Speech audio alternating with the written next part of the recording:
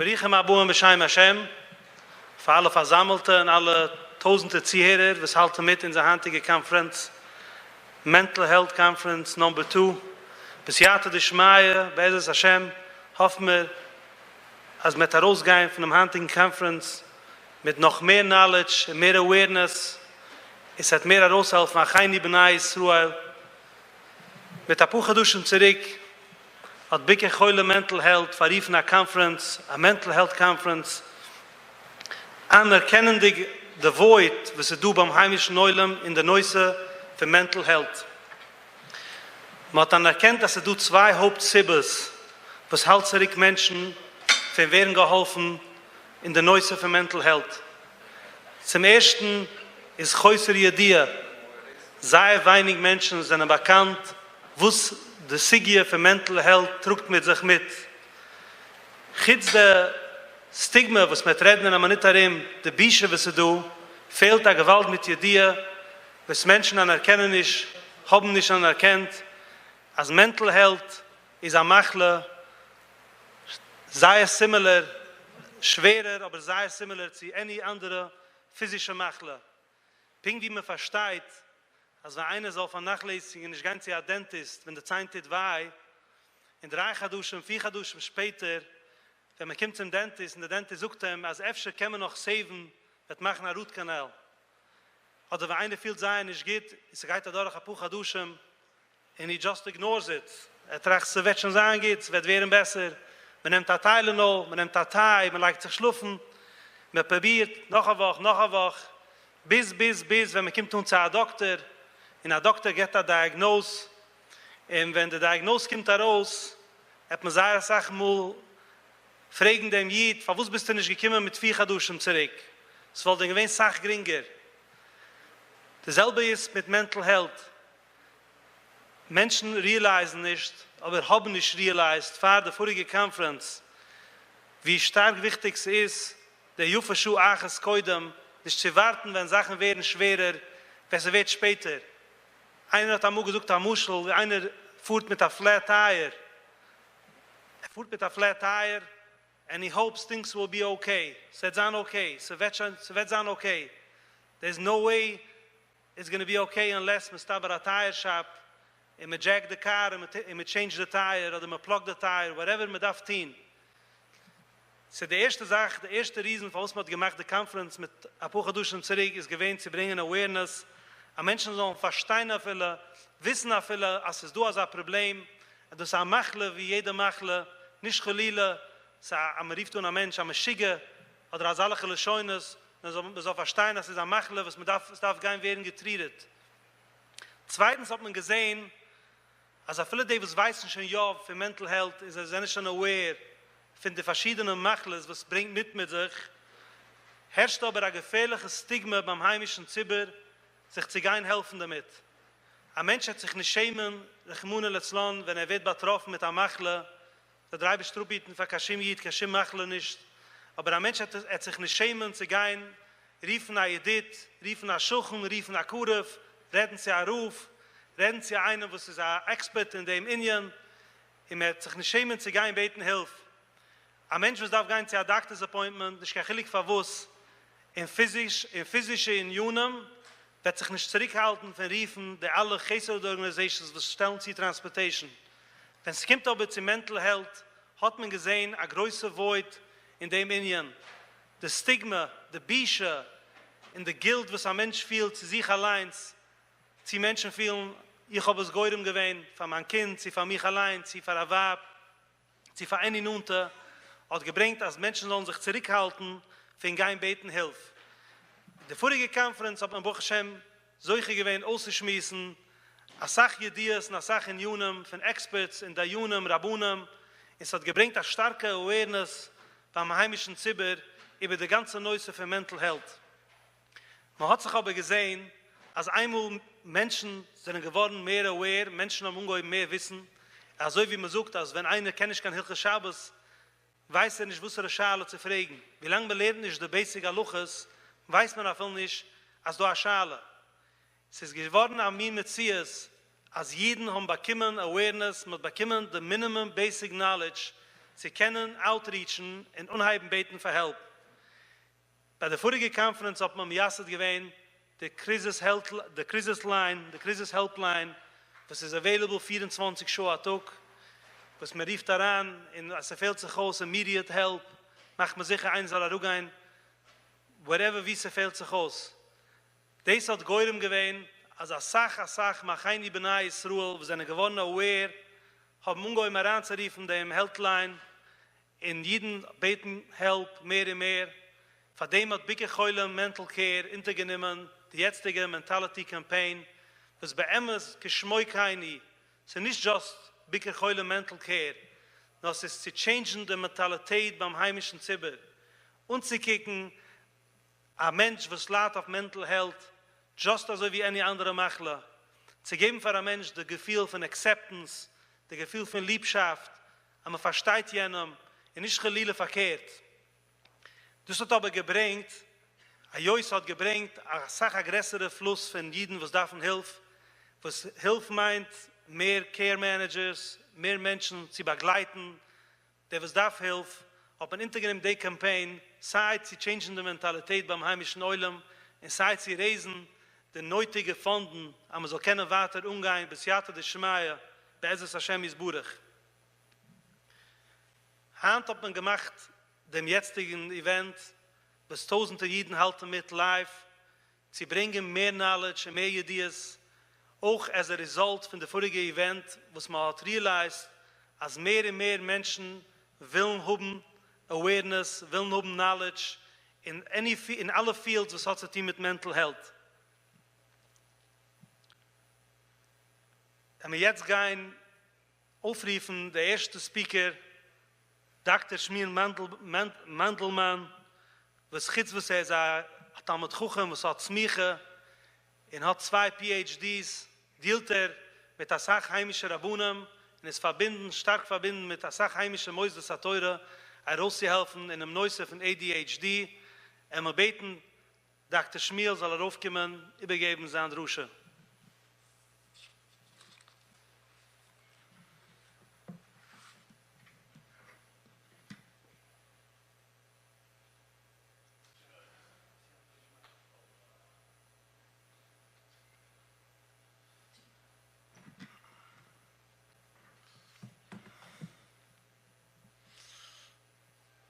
Good afternoon. What I would like to be able to accomplish today is offer an overview of one of the most commonly diagnosed, and I would say also most commonly misdiagnosed, condition that we find specifically within the school-aged population. Any kid that's struggling in school in any way, the initial reaction right away, the Ashar Rishon is going to be, Muzayin, they have ADHD. The reason why that happens is because there's a lack of understanding as to what ADHD actually is. And the other reason for that is it's the easiest fix. And oftentimes when we're dealing with a complicated situation, what we're really looking for is to be able to find the solution that is going to take care of the issue as expediently and efficiently as possible. So what I want to do is first break up ADHD into a few different parts so we can have an understanding of it. Then we'll go through some of the available treatment options. What is important to understand is that attention or attention deficit is not a standalone condition. The way that our brain develops and the way that we learn to gain control over our attention as well as some of our behavior is a developmental process. And attention is mediated and is governed by the prefrontal cortex. The prefrontal cortex is the last part of the brain to actually develop. And what is important to understand is that when somebody is struggling with their attention, the impact that it has on them throughout their life. We oftentimes will look at it only as how it impacts them within the classroom and how it impacts them in terms of learning, but the implications of having an attentional deficit or an executive function deficit are far broader. The impact that it has behaviorally. which right away can put a child at significant risk in terms of getting themselves into trouble. Their inability to regulate themselves emotionally gets in the way of their social function. So now we have a child which we're looking at as simply having ADHD without necessarily understanding or appreciating that it impacts not only their academic, but their behavioral and social function as well. That being said, we also can't look at it merely within the context of school. Because the funny thing about any disorder is they don't just go away. When there's something that is merely a question of time and development, then we could see with time things get better. But when it is in fact an organic deficit, there is something that's actually wrong, it doesn't just miraculously disappear as the child gets older. Rather, what happens is it manifests in shtaltzachos in different ways. Unfortunately, some of the work that I do is Shalom Bayis work. And part of the Shalom Bayis work that I do is I sit in Bezdin once a week, working on complicated cases. The number of cases that have come to Bezdin as a result of there being a difficulty within the Shalom Bayis because the wife is looking at the husband as lacking a basic achrayus, being able to follow through on what it is that he needs to do. And the reality is that the reason why he can't follow through on what he needs to do is because he has either an ADHD or a significant executive function deficit cannot be understated. So if this kid would have gotten the intervention that they needed earlier on in the process, they wouldn't be sitting in Bezdin having to try to figure out, is there a way forward with Shalom Bayis, or Chas v'Shalom, do we have to do something beyond that? So I think it's important in general when we're looking at any of these mental conditions that we're going to be discussing today, that they don't exist within a vacuum. They're not limited to the way that they initially present. However, they will manifest throughout somebody's lives depending on what their situation of their life is. So whether that be school, whether that be in shidduchim, whether that be in koil, whether that be at a job, these things don't just go away. And it's something that I don't think there's enough appreciation for, because there's always a bit of a mentality, the rot of it, it's only academic. No, unfortunately, that is not the reality, and we see it play out across people's lives. The number of adults that will come to my office asking for an evaluation is startling, because when someone's coming to ask for an evaluation after they're an adult, already trying to be a functional human being, and they can't do it, by the time they're walking in that door, that means they've suffered for years and years unnecessarily. Instead of it being appropriately diagnosed early on and dealt with, they've been struggling through their early adulthood and well into their adulthood, and it's something that persists and makes their lives complicated at multiple junctures.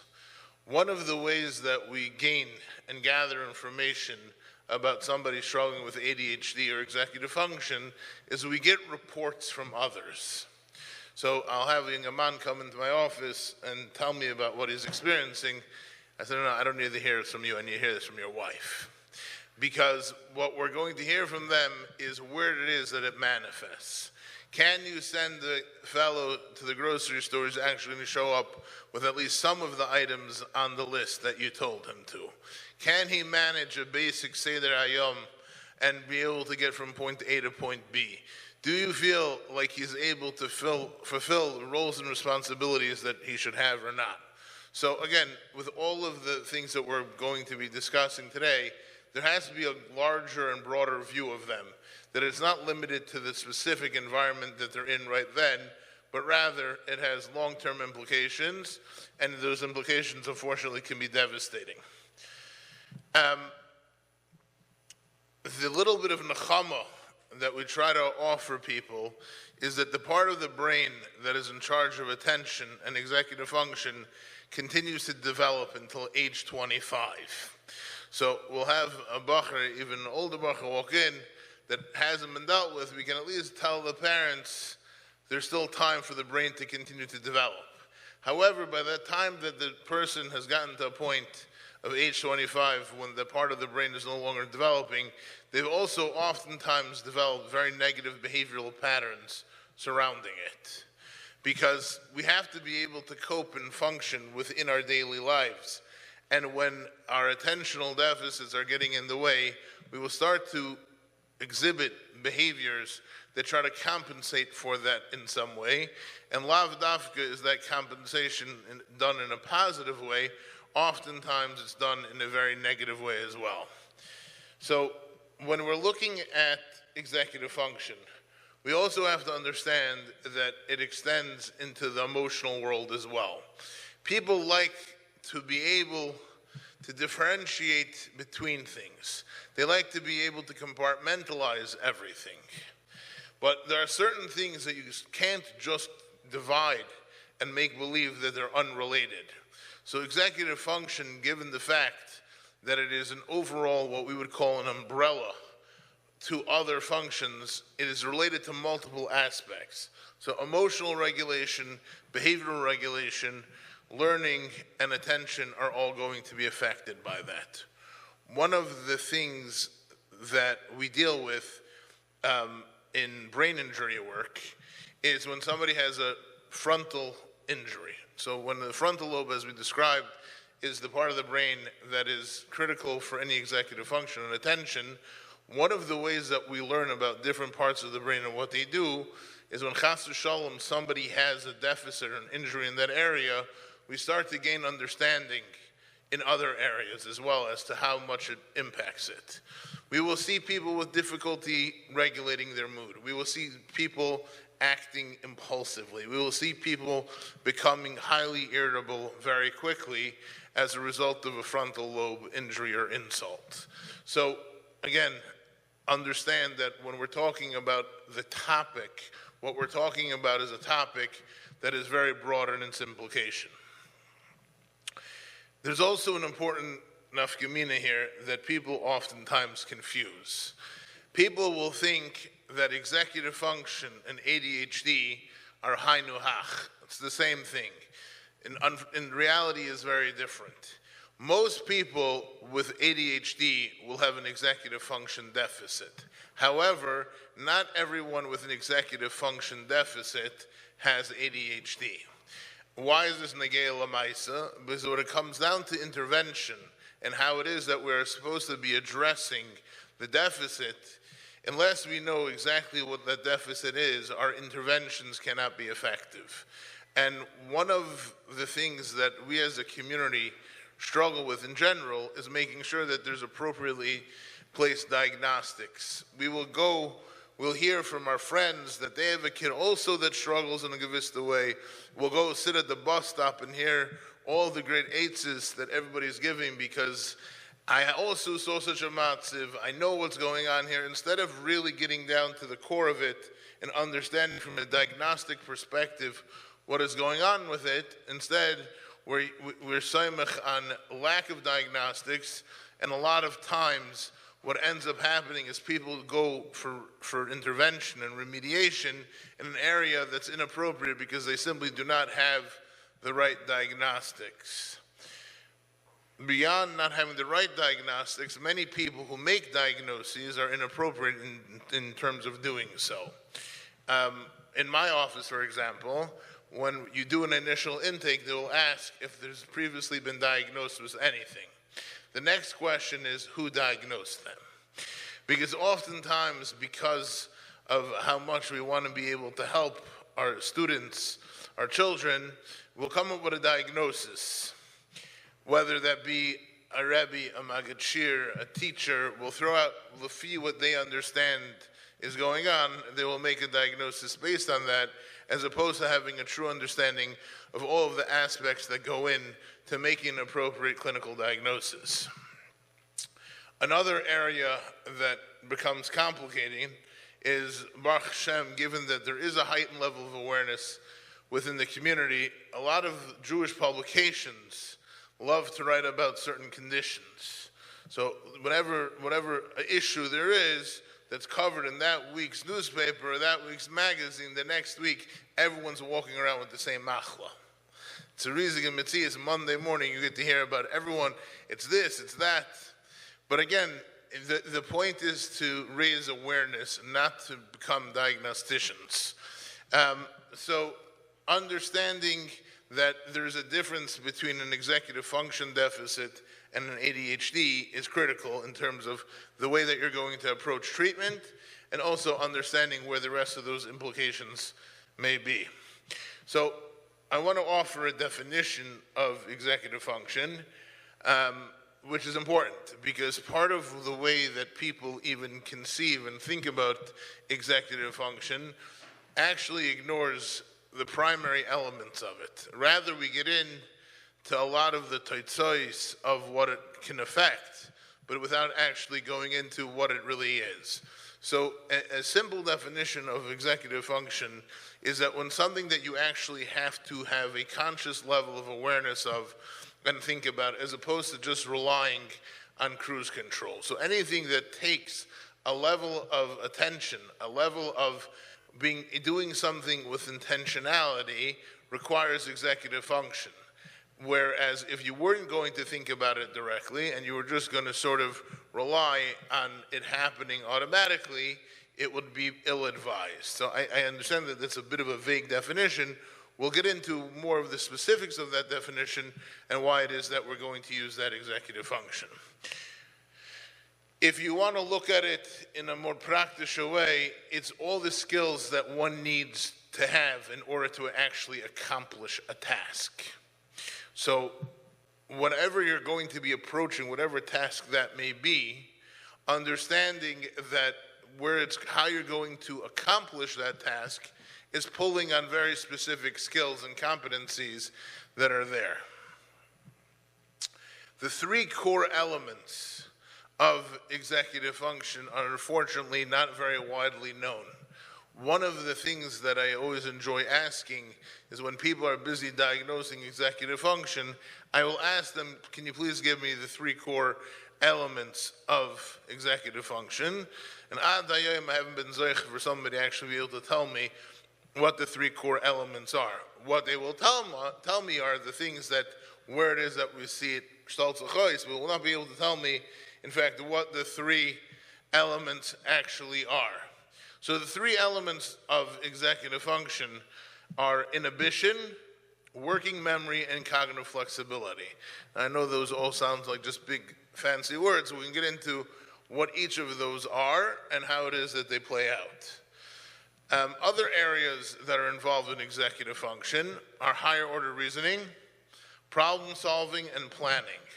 So there's a tremendous amount of executive function that goes into our basic academics in school. Because in order to be able to truly appreciate a shakla v'tarya in a Gemara, there's a tremendous amount of mental flexibility that's necessary, as well as coming up with any level of an understanding of something. It requires both problem solving and higher order reasoning. So besides the behavioral aspects that are impacted, the academic aspects of it as well must be considered. Once we're looking at executive function in a broader sense, metacognition, which means being able to monitor my own thought processes. Self-regulation, whether that be behavioral or emotional. Hypothesis generation, coming up with ideas and possible solutions to things. Being able to make appropriate goals. We oftentimes will confront people that come in for help because they feel like they're failures. And one of the things that we find a tremendous amount of is they're only failures because they never knew how to set a goal. And they'll set goals that are entirely inappropriate, and essentially all they've done is set themselves up for failure. And then once they've already sensed that they're a failure, it's very hard for them to move forward from there. Their ability to plan, to organize, all of these things are impacted by frontal lobe function and executive function as well. One of the other things that's a yikar mitzias is common sense. Common sense and being able to put together pieces and understand cause and effect, understand if I'm going to do this, this is going to be the outcome, is also mediated by executive function. When we talk about inhibition as one of the three primary elements, inhibition comes in many ways. We have to be able to inhibit our behaviors, what we would call self-control. Then there's an element of cognitive inhibition. So right now I'm sitting in a room with a lot of people that have other things they could be doing or want to be doing, and I'm sure that's the same for those that are listening. What we're trying to do, if someone would want to actually listen to what's being said, they have to be able to inhibit or hold back from other things that are going on around them to be able to then be able to offer an appropriate level of focus on what is actually happening. So inhibition is that holding back in some way and overriding whether that be an impulse or understanding what is needed and appropriate for the situation. So oftentimes, particularly with students, we'll see them getting into a significant amount of trouble because they have a very hard time managing and controlling their impulses. So somebody who is impulsive is really struggling with a prefrontal cortex deficit. And you will want to diagnostically, there are impulse control disorders, which are all directly related to executive function.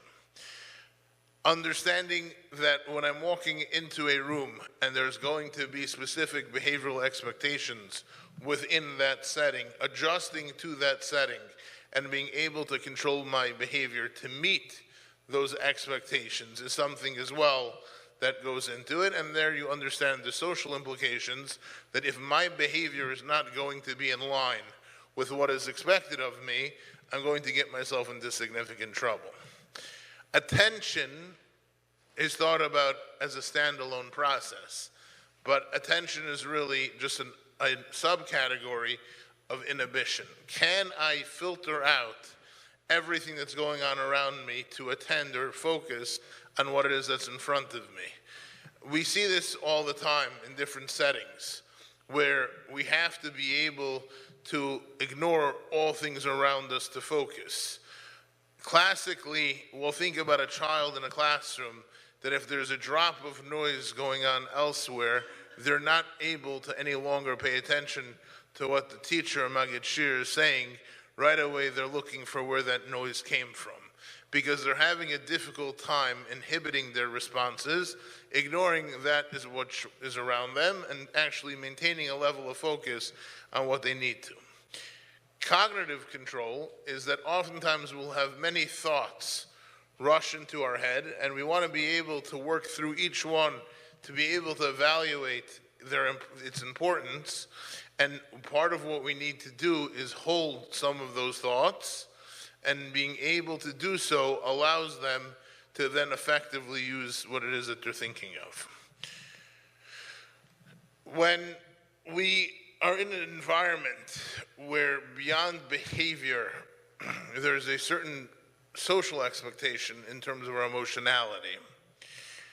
I once had a case where a bacher, the Magid Shir, Sheshiv, and Mashgiach would yell at the bacher, and the bacher would sit there with a tremendous smile on their face.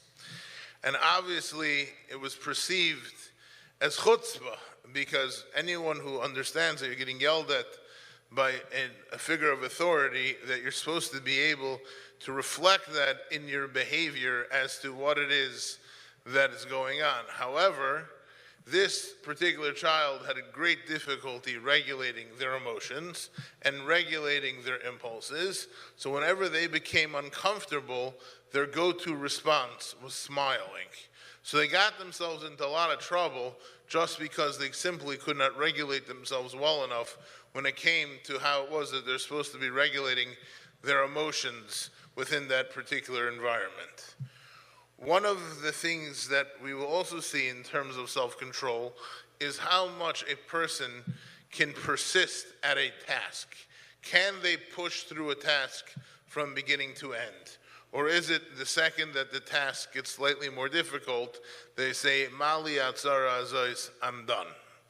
Because in order to be able to accomplish and being able to do what one needs to do, they have to have a level of persistence that they can push through things.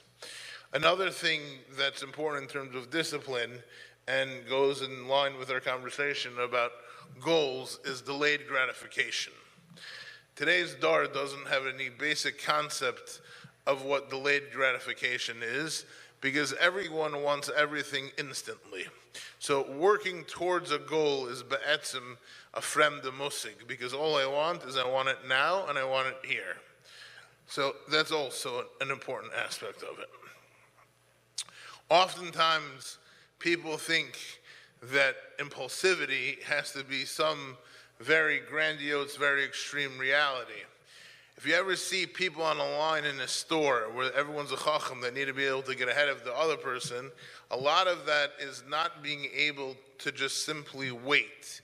So they'll act impulsively in that environment because in order to not have to deal with waiting. Flexibility, which is another area that comes into play, has a lot to do with problem solving.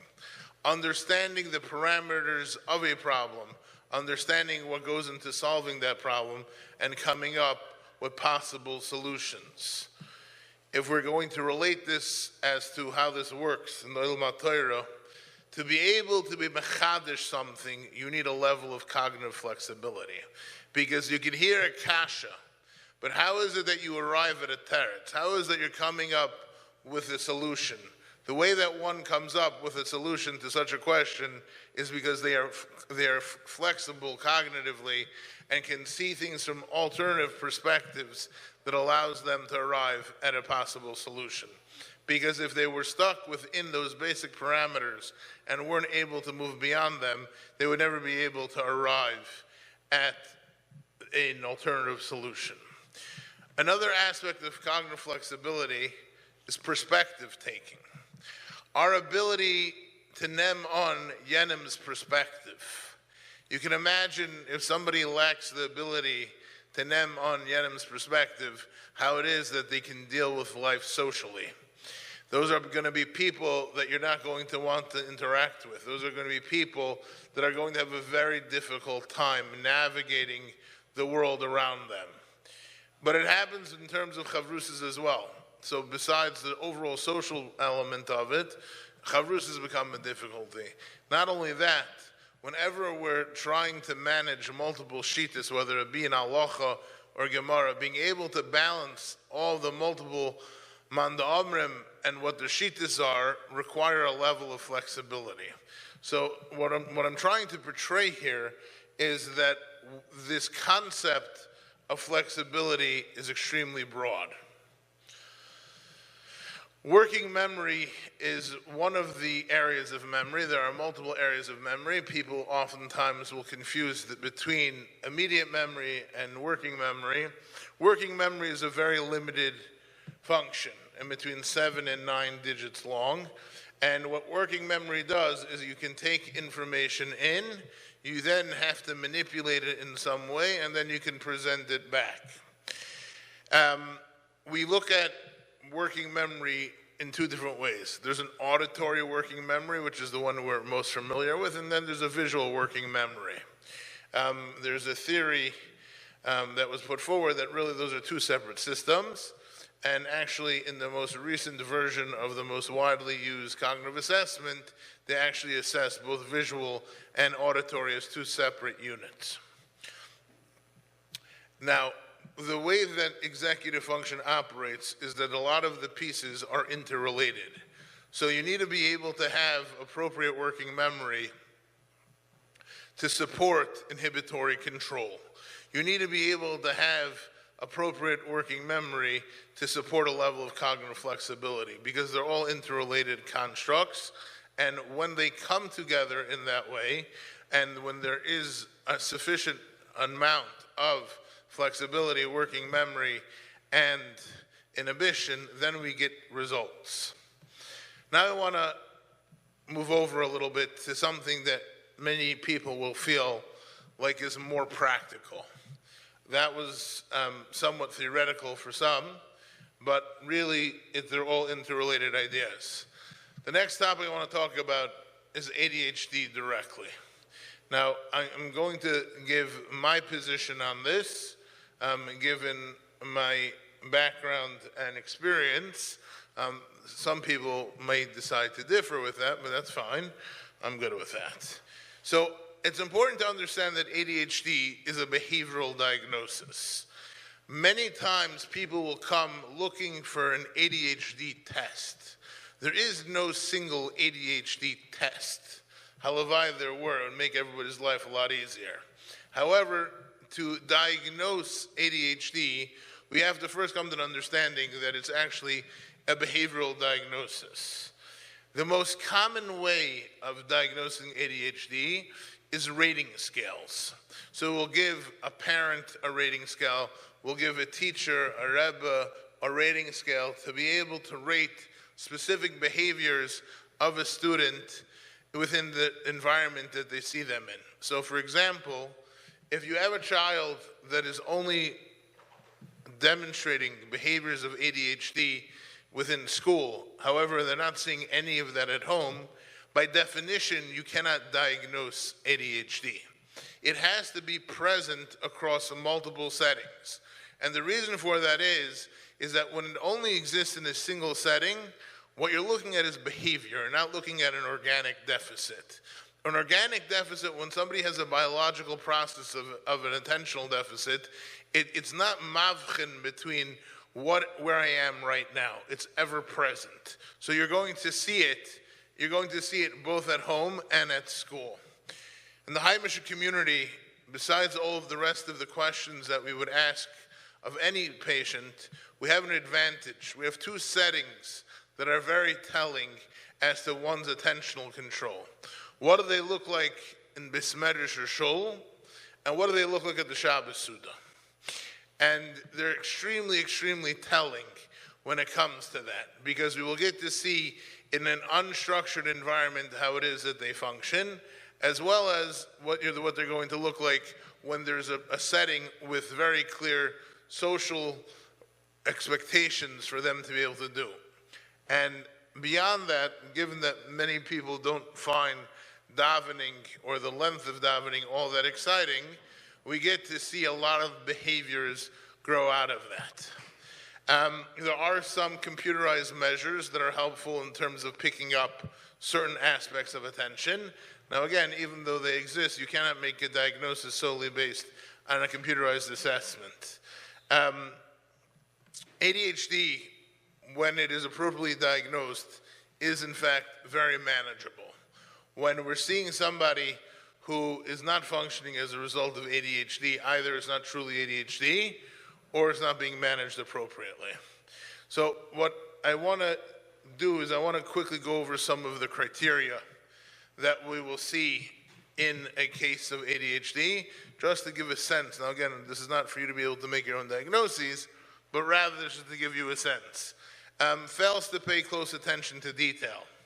Has difficulty sustaining attention in a specific task that requires them to put forth mental effort.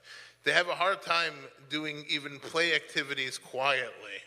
They cannot follow instructions or follow through on a task.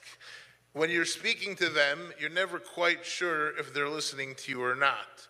Even though you may be the only two people in the room, when you're looking at that person and speaking to them, oftentimes you feel like there's nobody home.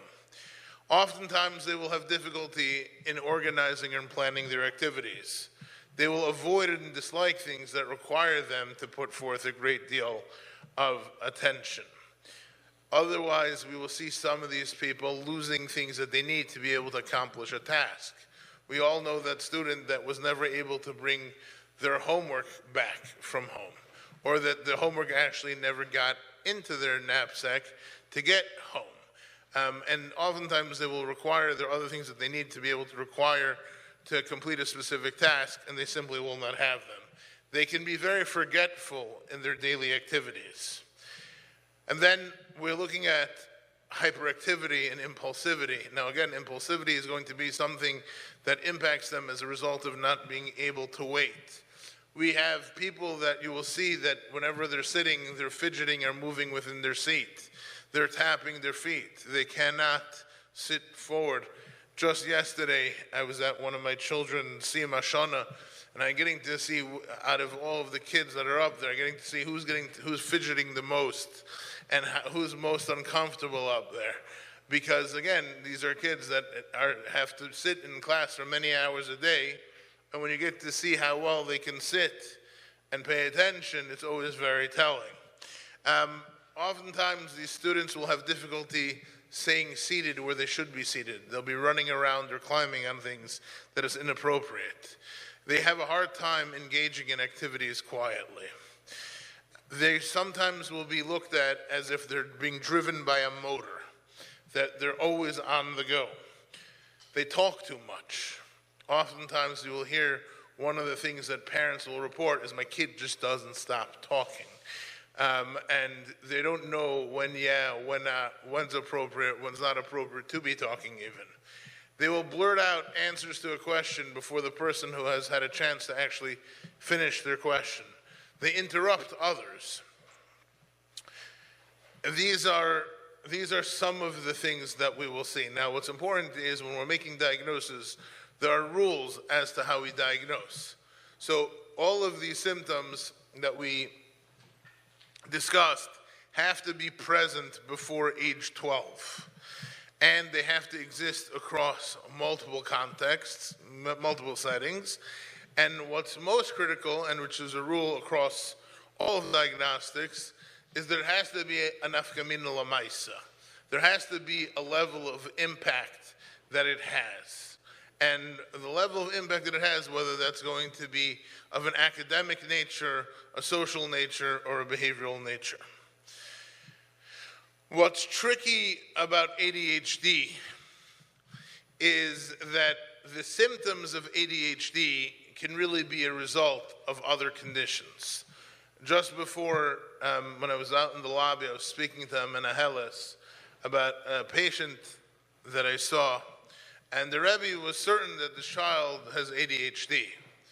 In reality, the child was just highly anxious.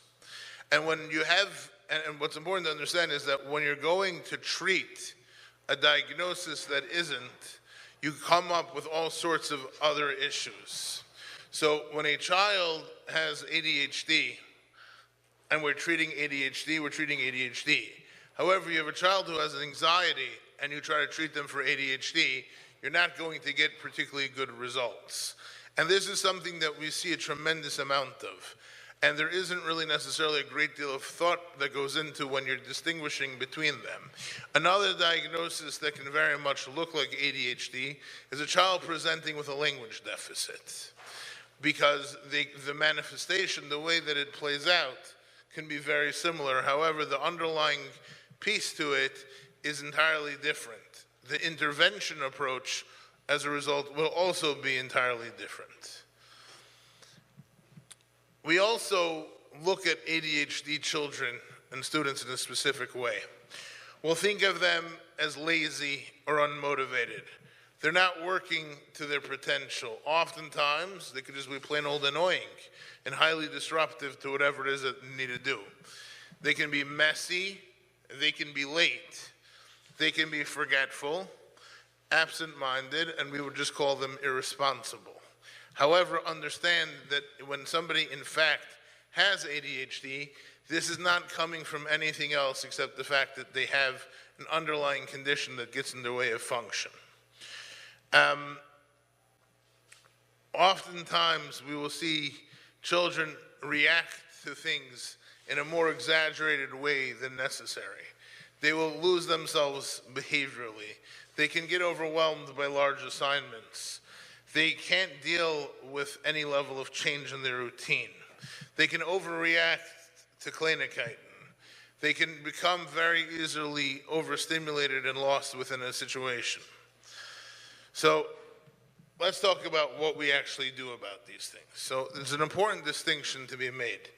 When somebody has an executive function deficit, the way that we deal with that is by teaching them skills. And we teach them very specific skills that allow them to organize better, to structure themselves better, to plan better, and be able to understand what is that a specific task needs in order for it to be successfully accomplished.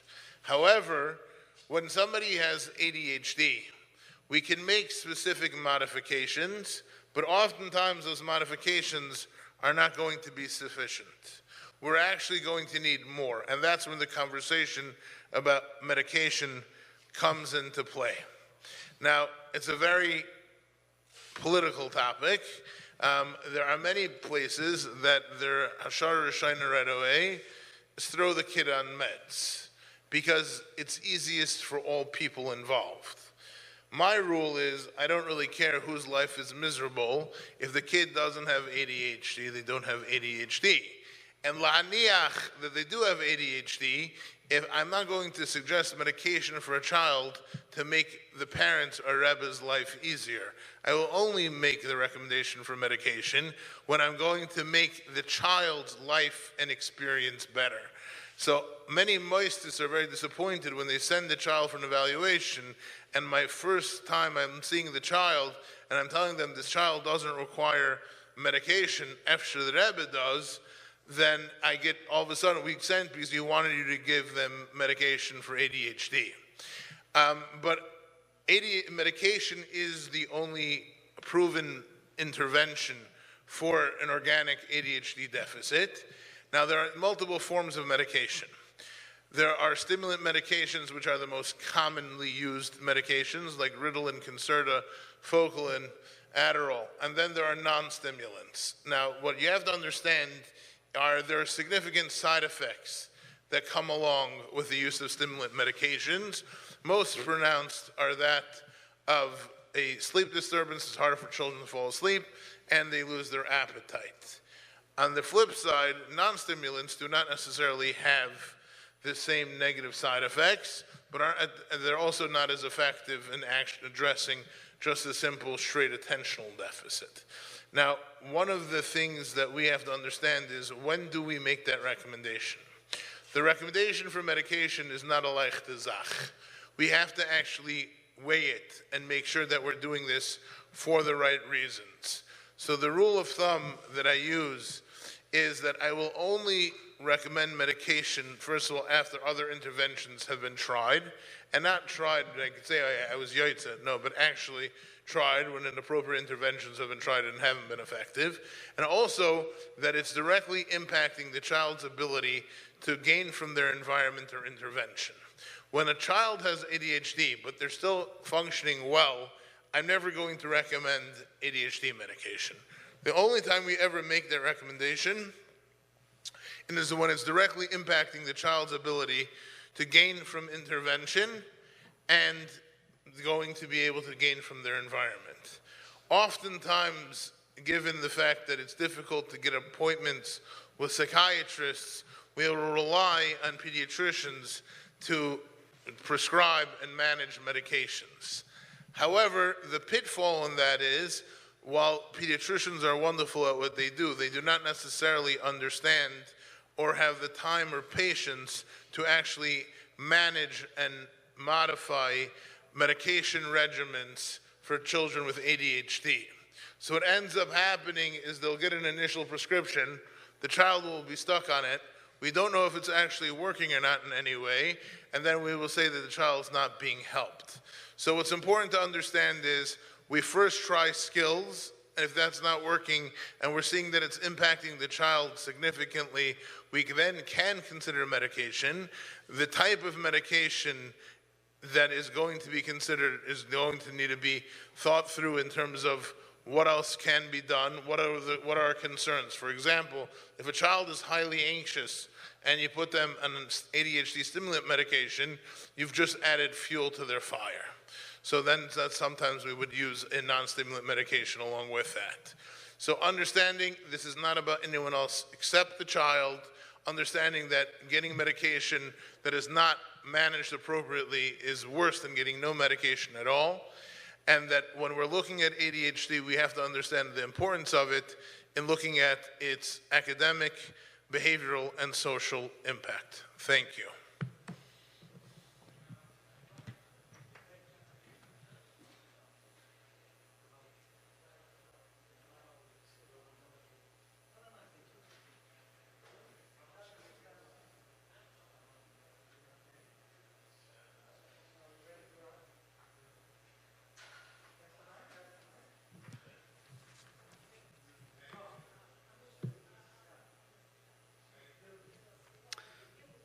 Thank you, Dr. Shmuel.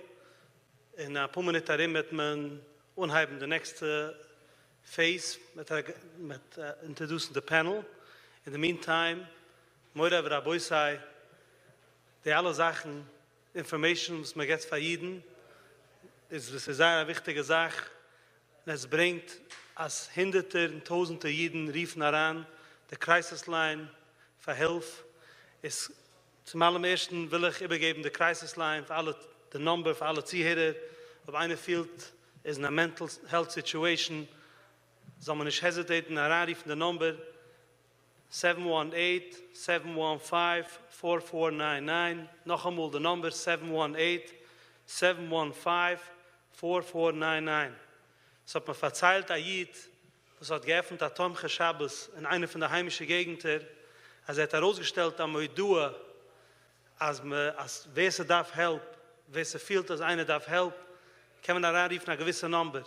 Hat man gewissen den Zettel, und sucht mir den Zettel, das jedes Mal, was sich hingeht heraus, kostet mir das eine Gewalt mit Geld, weil Menschen actually callen heran. Dasselbe passiert noch bei einer Mental Health Conference, als Menschen riefen heran, sie bigger Keule Mental Care, man rief heran die Crisisline, und man bet help mehr und mehr. Und von dem, ob man Hand bestimmt, die Mentality Campaign, zu raisen, das nötige Geld, zu haben die proper Funds, sie können helfen, zu entfernen die alle Hinderte, zu Tausender Phone Calls, was kommt daran.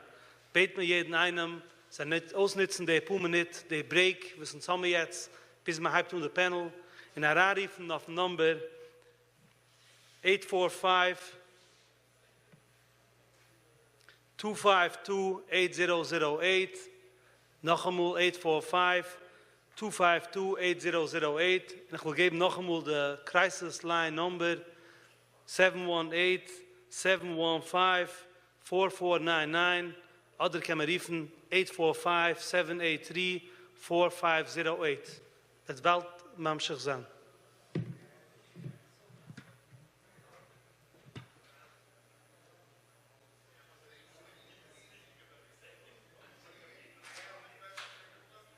Handige Conference, in some haben du a panel von 3 experts in the field, ungefähr durch Menachem Shai Levi, der Director von Biker Keule Mental Care Guidance Department, some haben Shlomo Bineth PhD, Reuven Mendlovic und Chananya Silberman LCSW, und übergeben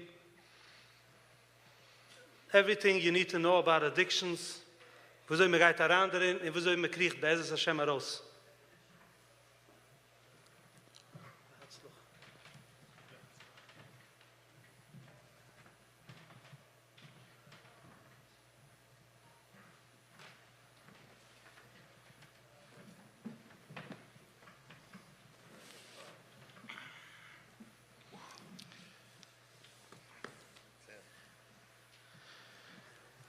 Es ist mir Covid, noch mal raufzukommen on stage und reden von gewisse wichtige Subject, gewisse Sachen, was relate to mental health. In Summe du on stage 3 heimische ingeladen, was ich kenne schon jahrelang in the field of mental health. Und ins Geheimen reden von der Neueste von Addiction, was ist sehr a sensitive Neueste, es ist sehr a größer Field Addiction. Ins Geheimer ist nur trying zu barrieren ein bisschen. Und der Reuven soll ein bisschen mehr verstehen, was ist involved, was ist es. Ich frage die Kasches in Jiddisch, in gewisse Versammlungen von in Englisch, was das Pusche sei mit der Sprache, und ich alles 3 Masbet zu sein noch dem.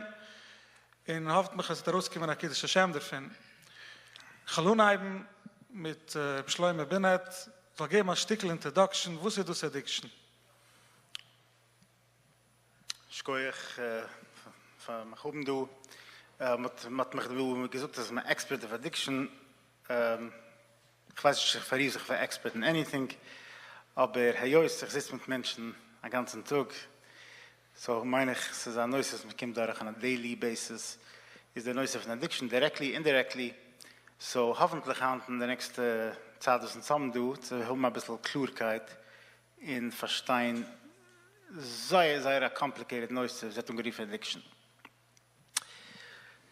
So, lass mal sagen, die Schale fragt sich, was meint addiction? Weil addiction can haben a medical diagnosis as addiction. Addiction hat auch herangekommen in the popular language, man sagt, was man nicht das sagt. Menschen sagen, is addicted to them, addicted to jens, addicted zu arbeiten. So, es ist eine Sache mal Confusion, was man meint mit dem Wort addiction. Jetzt mit fragen, was ist die Definition? Lass mich kurz reden von der medical definition addiction. Ich meine, als es du als Sachwegen zu mir kann describen addiction. Ich habe trainiert ein bisschen zu gehen zwischen, nach Abschure zwischen die andere definitions, du all there, und suchen auf eine klurige Weg, was addiction. Addiction meint, als du etwas in der Brain von dem Mensch, eine Ungehangenheit in einer Sache, was bringt ihm eine gewisse Chemical in seinem Brain. So lassen wir das mal besagen. Basically, jeder Mensch darf haben gewisse Sachen zu surviven. Er darf Essen, er darf Wasser. Jetzt du noch eine Sache, was ein Mensch darf haben zu surviven jeden Tag. Eine von den Chemicals in der Moich, was ein Mensch darf haben, ist ungeriefen Dopamin. Was Dopamin meint, der pusht the excitement, der Umgang mit dem Tag. Du stehst auf in der Früh, trinkst ein Gläschen Kaffee, das da ist ein Dopamin, dich zu geben, die Energy für den Tag. Jede Interaction, also hast mit einem, gibst da gute Feeling, in seinem Dependent, sind ungehangen in a basic Dopamin, was in der Brain darf produzieren den ganzen Tag. Das geht in der Motivation in der Umgang mit dem Tag. Jetzt, so du gewisse Sachen, was geht dich nicht nur aus dem Dopamin, es geht dich nicht normale Sache Dopamin. Was bei diesem, in the moment, ist es sehr gute Feeling. Es ist ein Feeling, was the Brain darf es, der Mensch darf es. So, ich gebe ein Example.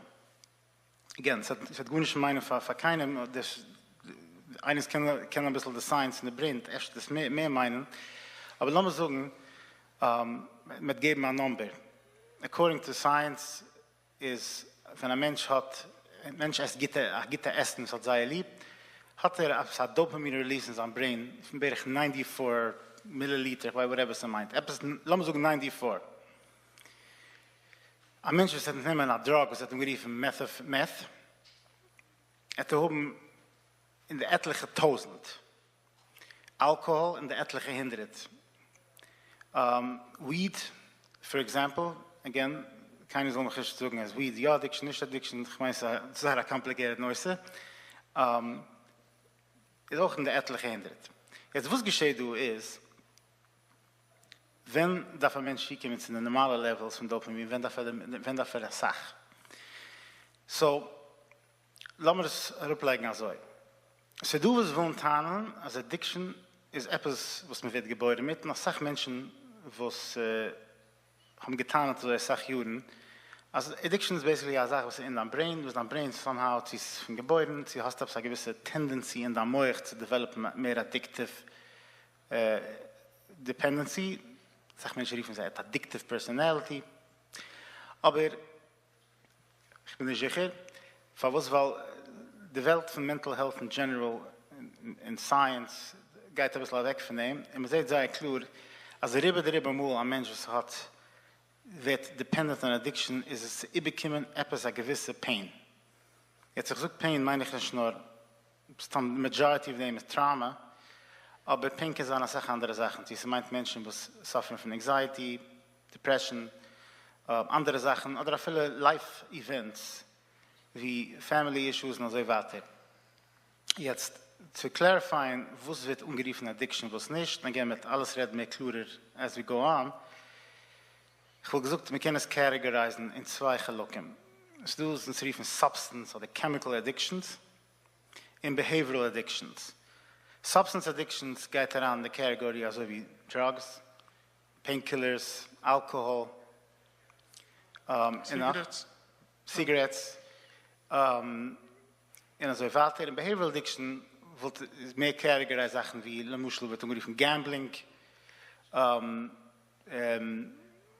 Internet Addiction, Exercise, Physical Exercise, kann anfangen Addiction. Aber man sagt klar, aber eine Sache, was ich jetzt gesagt, erst schon mit Exception of Drugs and Painkillers, ist bei Ärzten nicht kein Problem für sich allein, ob es titelt für eine andere Purpose.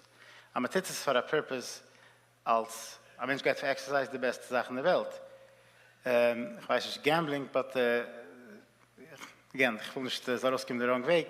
Jede Sache, was in Amerika ist, everything in moderation. Ich weiß nicht, whatever moderation meint etwas für jede Meinung, etwas anderes. Aber jede Sache as in self, ob sie nicht getan geworden für the purpose, eben sie kommen etwas aktiv für the pain, sie developt sich nicht into a cycle for itself. Heißt nicht keine Addiction. Es hat a danger zu werden, Addiction, aber man darf jetzt auch umkicken, was ist der Sibbe, was der Mensch ist. Jetzt, wir können reden mehr wegen den anderen Menschen in der Kinder, als wie weiß man, lassen wir sagen, ein Mensch hat geht um gamblen. Wie weiß man, sie ist schon ein Level of Addiction oder nicht? So wir kicken eigentlich auf 3 Areas. Wir kicken auf die Mensch's physical needs. Das meint seine Family, seine eigene physical health, seine Arbeit. Sachen, was hat sie directly mit dem Mensch, die wird neglected. Und wir kicken auf the pain, was treibt eben zu kommen mit dem, the coping, sie cope mit dem tagtäglich, sie kann nicht umgehen mit seinem Leben nur mit der Sache, mit der Addiction. Und der dritte Area, was wir kicken, ist auf der Addiction allein, was das steht für den Mensch. In anderen Worten, die Addiction nimmt eigentlich auf sich ein extra Leben für sich allein. Sie wird kompliziert, man kompliziert sich das Leben nur zu können managen, die Addiction allein. So, die alle Areas, wo wir können measuren, habe ich gesehen, es ist ein Level, wie es ist umgekommen, der Mensch hat ein Problem, hat ein Potential Problem, und also kann man sich measuren, wie war die Addiction at the beginning of the Mensch's Leben. Sehr klar. Und versteht sich allein, also wie das tun gehoben, es ist ein Neues, was ist sehr groß und sehr breit. Und versteht sich, wenn man redet von Addiction, redet man jetzt nicht, es ist sicher du ein größter Heilig, was das ist der erste und der wichtigste Heilig, der Heilig Reuven Al-Pitoire, wo es der Rabunen, wo sind sehr involved in dem, wo es verstehen der Neueste, es ist sehr dackesdick, und es ist sehr, du kommst nicht heraus, kann Reuven zu passen, sondern zu verstehen der Neueste von Addiction, und das ist der ganze Schmiss. Und zum gehen zum nächste Frage, und die Frage ist an sich Chananya, wann wird ein Mensch ungeriefen an erregt? Okay, koidem kol ishkoyach Rabbi Nachem for the Einlad. It's a great COVID to Zandu, and I'll see what I could be moisif. Rabbi Shlomo gesagt is this kind of expert, but he sounded like an expert to me, so we'll see what I could add to his introduction. But maybe specifically, when heißt mention addict. So I mean, really, it would be a chazah. I mean, a chazah a lot what Rabbi Shlomo said, but my eigene blick, you know, I always have my own perspective. So I would say like this, that as a social worker, the work that we do, Alamos, you know, 2 types of approaches, 2 elements to the work that we do. Eine is scientific, and eine is more an art.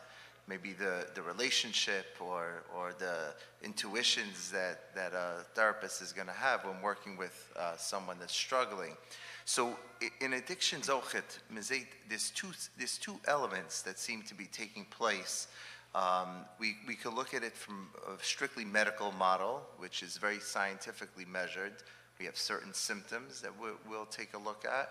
And then what's titzach by the mensch, and how's he experiencing and utilizing the addiction? That will play a role in how we're going to define someone who's struggling with an addiction. And I'll elaborate on that a little more in my next question about if that's something that can happen to everyone. But I want to start like this. So let's look at it first in the medicine element. We have unsere, guidance, so to speak, for mental health diagnoses. We use a book called the DSM-5. And the DSM-5 is the 11 criteria. There's 11 different criteria that would then give someone a diagnosis of having a substance use disorder, which we refer to in layman terms as an addiction. And from those 11 criteria, if they have 2 or 3 of those symptoms out of the 11, they'll already have a mild substance use disorder. And it's characterized mild mild, moderate, or severe. 6 or more already would be severe. Interestingly, when in the AA, so Alcoholics Anonymous, which I'm sure people are familiar with as a means of program that's been very helpful for people in addiction, so they have different ways maybe of looking at how people who's an addict. So although they have the medical model, they refer to it as a disease, but they also talk about it, how it affects the character. Now, in the DSM-5, in those 11 criteria, we could really spalt them into 2 different groups of symptoms, of symptomology, and they run very similar to the way that it's looked at in AA. So here you see I'm mixing a bit the science and the art. In AA, the first step of the 12-step program is the alcoholics they're gonna say in part of their work at the step 1 that we admitted that we were powerless over alcohol and that our lives have become unmanageable because of it. So meaning we're would powerless. you just explain, Yeah. was the 12-step is, just generally, wenn nits mit 12-step in AA versteht sich, das ist mit a Ruf, wo es in Tapen versteht es, aber so wie, als du gehabt der Neuse von 12-step in AA, ist zu wissen, von der größte Chalukke mit Treatment, is the 12-step-program, was 12 steps, 12 malas, was rief das so. Ja. Sie kennen umkommen für Healing in der Ja, AA, was Alkohol ja. Anonymous, für Menschen addicted zu Alkohol oder andere Sachen. Yeah. So AA is Bamisk Unheib back in the 1930s with Bill W. and Dr. Bob. And von damals bis Hand, it's noch als probably the most commonly used program was Menschen nicht sind Arabgein von any sort of addiction. Und viel es gewesen, es gewesen andere Rabbonim specific. Yeah, okay, I could say even everyone, Rabbi Twersky, Zechron Avracha, was a big proponent of utilizing AA and kind of bridging the shalas that people had. Is it an appropriate program? It was too, Rabbi Twersky gewesen der erste heimische Ruf, wo er gewesen hat, Dr. auch hat geschrieben, als ein Stück an anderer Weg zu helfen Menschen zu solche Programms umzukommen. Yeah. And in Hanta Filu is there in unsere communities, in a Filu heimische Gegend, you're going to find there are going to be 12-step meetings that are exclusively from Yidden, and that obviously sensitive to needs from people. So going back to that first step that we admitted we are powerless over alcohol and lives have become unmanageable because of it, that's a very similar parallel to what the DSM-5 criteria. So if let's say someone comes to me and they say, I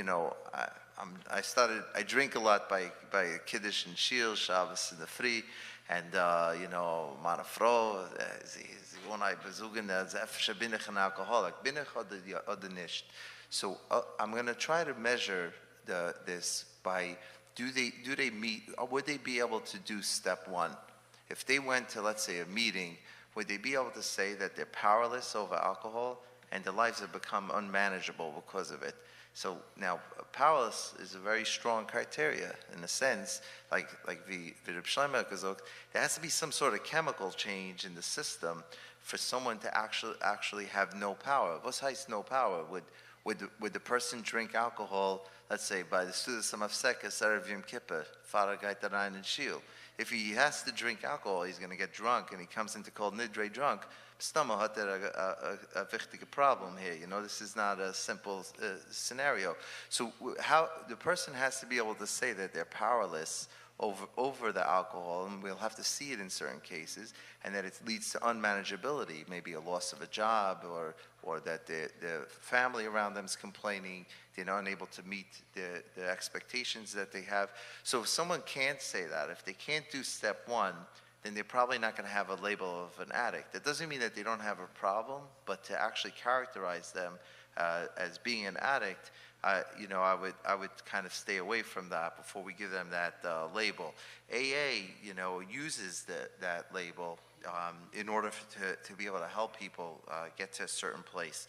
Now, just to add one more piece, if I could, about this, that wir Shlomo schon gesagt auch that the DSM-5 actually characterizes, they have 10 different types of chemical addictions that they're very comfortable with saying. But then we have something called a process addiction, where the addiction is really much more mentally and not necessarily as chemical-based, meaning a mensch kann sagen, ich bin addicted to jede Lel Shishi darf ich essen schon. I'm an addict, you know. And it's possible maybe that there are addict-like patterns to it, but the notion that the person would be an addict based on that is very limited. The DSM-5 actually, the only process addiction that they acknowledge is gambling, meaning even though people may say, I'm a food addict, I'm addicted to other things, we have a lot of habits that are not necessarily good habits, but it doesn't meet the criteria of addiction. Again, it has to have this process of powerlessness or tolerance, withdrawal, different pieces that build up, and it has to create unmanageability in order for it to meet the criteria of addiction. When it comes to Taivas, for example, so the ICD-11 acknowledges that sort of addiction, Taivas behaviors as an addiction, but and even that's the only other process addiction. But like food, you know, I'm addicted to Diet Coke because, well, actually caffeine caffeine does go into DSM-5, but like I'm addicted to drinking water. I drink 5 bottles a day. Maybe that's good for me, maybe it's not bad, but it's not an addiction, so it wouldn't be an addict. Sei klar, ich will es nur kurz mal sagen, weil das gerät genug jüdische Wörter, als die Listeners dann öfter verstehen. Aber wenn als gemenschen der DSM-5, der DSM ist der Maftayach, der Index, der ganze Buch, wo es redt für Mental Health Disorders, und auf dem kommt darauf, sie wird revised und übergemacht, kann man pomen. Ich meine, als der Time ist schon du für eine neue DSM, und du hast auch Sachen, was tauschen sich in der handige Metziesser, so hat herausgebracht, als du Sachen Menschen, was haben bad habits, aber meint noch nicht, als sie sind schon addicted. Und die erste Sache ist, was herausgebracht ist von den 12 Steps, der Mensch ist powerless, und hast du gehabt am Muschel, wenn man kann sehen, der Mensch ist powerless, als die bad habit nimmt ihm über, sag stärker, wo damit ist der erste Simon, zu sagen, ja, ein Addict oder nicht. Ja. Genau klar. Okay, jetzt haben wir gehen zu Reuven. Und Shalom hat das gehabt, Mama am Spitz, als game the introduction. Verwus et der Mensch werden an Addict, ist das ein Runaway, läuft weg von Weitug oder von anderen Sachen. Was macht ihm laufen zu Addiction?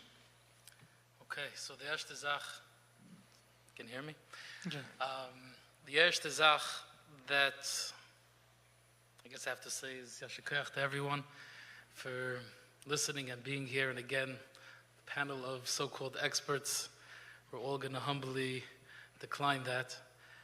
And it's I guess to be able to articulate why a person would become addicted, it's important to understand the pain and various struggles that this population goes through.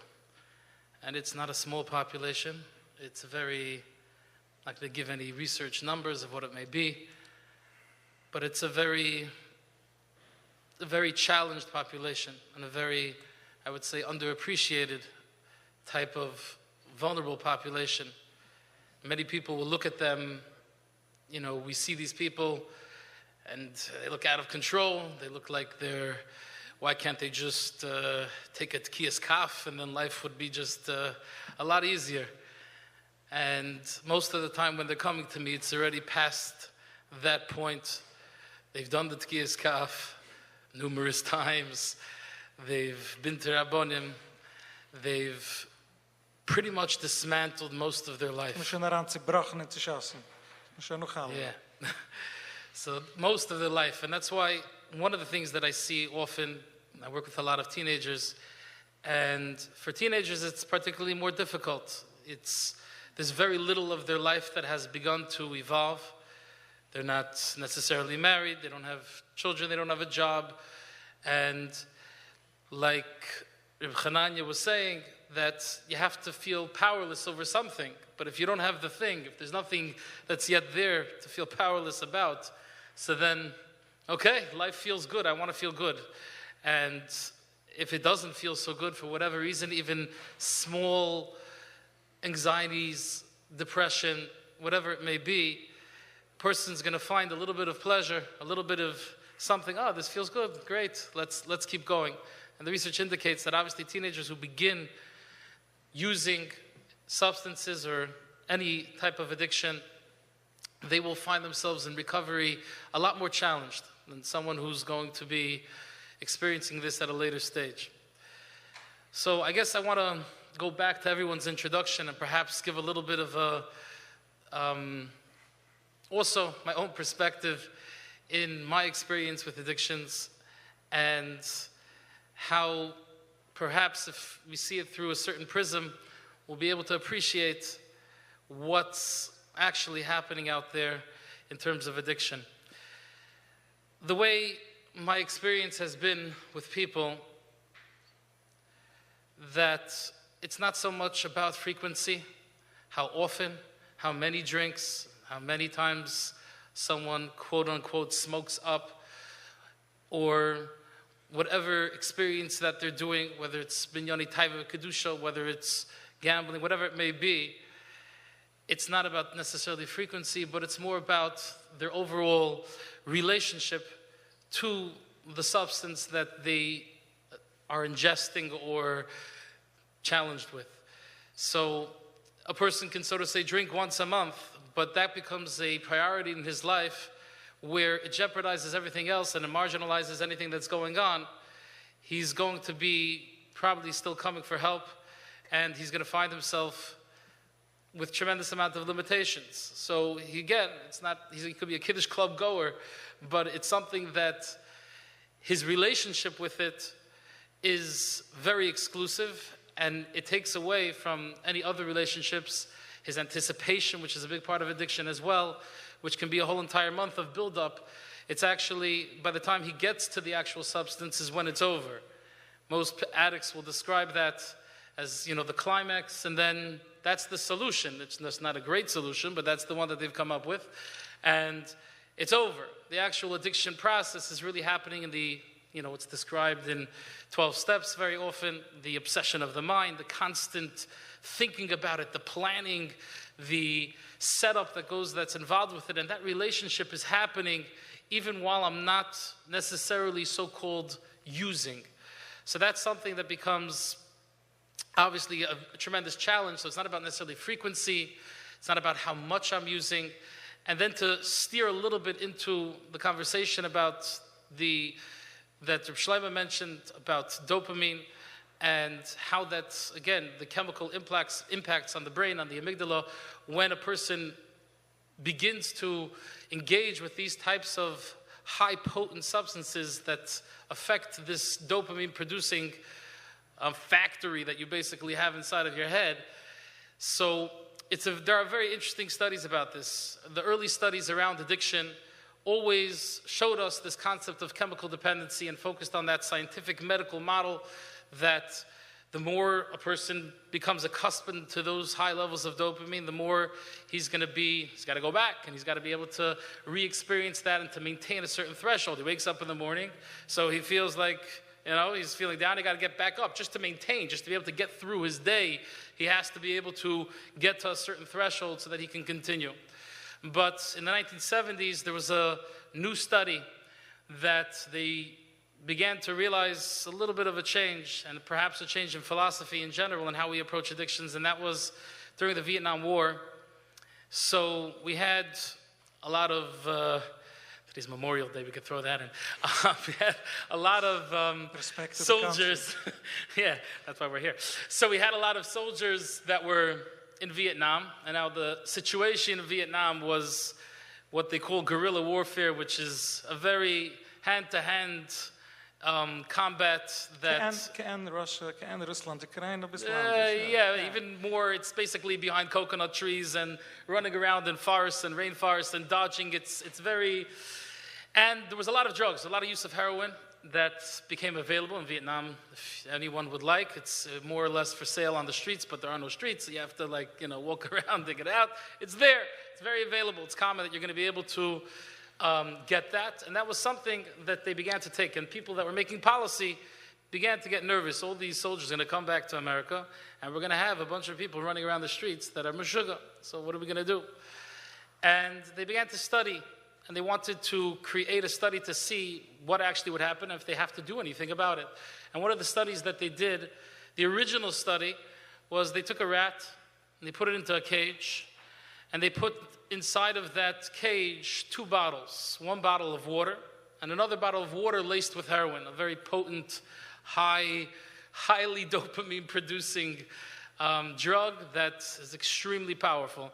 And within 24 hours, the rat's running around the cage, and it tastes some of this delicious heroin, and it was the end of its life. Very, very shortly, didn't take too long. And that was the model that we used to be able to understand chemical dependency. As it begins to taste it, oh, this feels good, let me go back, let me get some more, and it's not gonna go ahead and taste from the water. And the new study was a design of what was deemed rat park. They basically created something perhaps the size of, I don't know if it was this room, but a very large space. And they decided that we're not going to just leave a rat in a cage alone. We're going to provide the rat with its ganze Welt, exactly the way the rats like it. Something like the bottom of a New York City subway, or, open toilets, cheese, other rats to be able to make with everything that a rat needs, that its whole chayim is. And then they put the same 2 bottles, a bottle of water and a bottle of water that was laced with heroin. And as the rats came, they checked it out. They looked at the 2 bottles. They tasted from each of them. And there was over a 90% decrease. And none of the rats died, and none of them touched the heroin.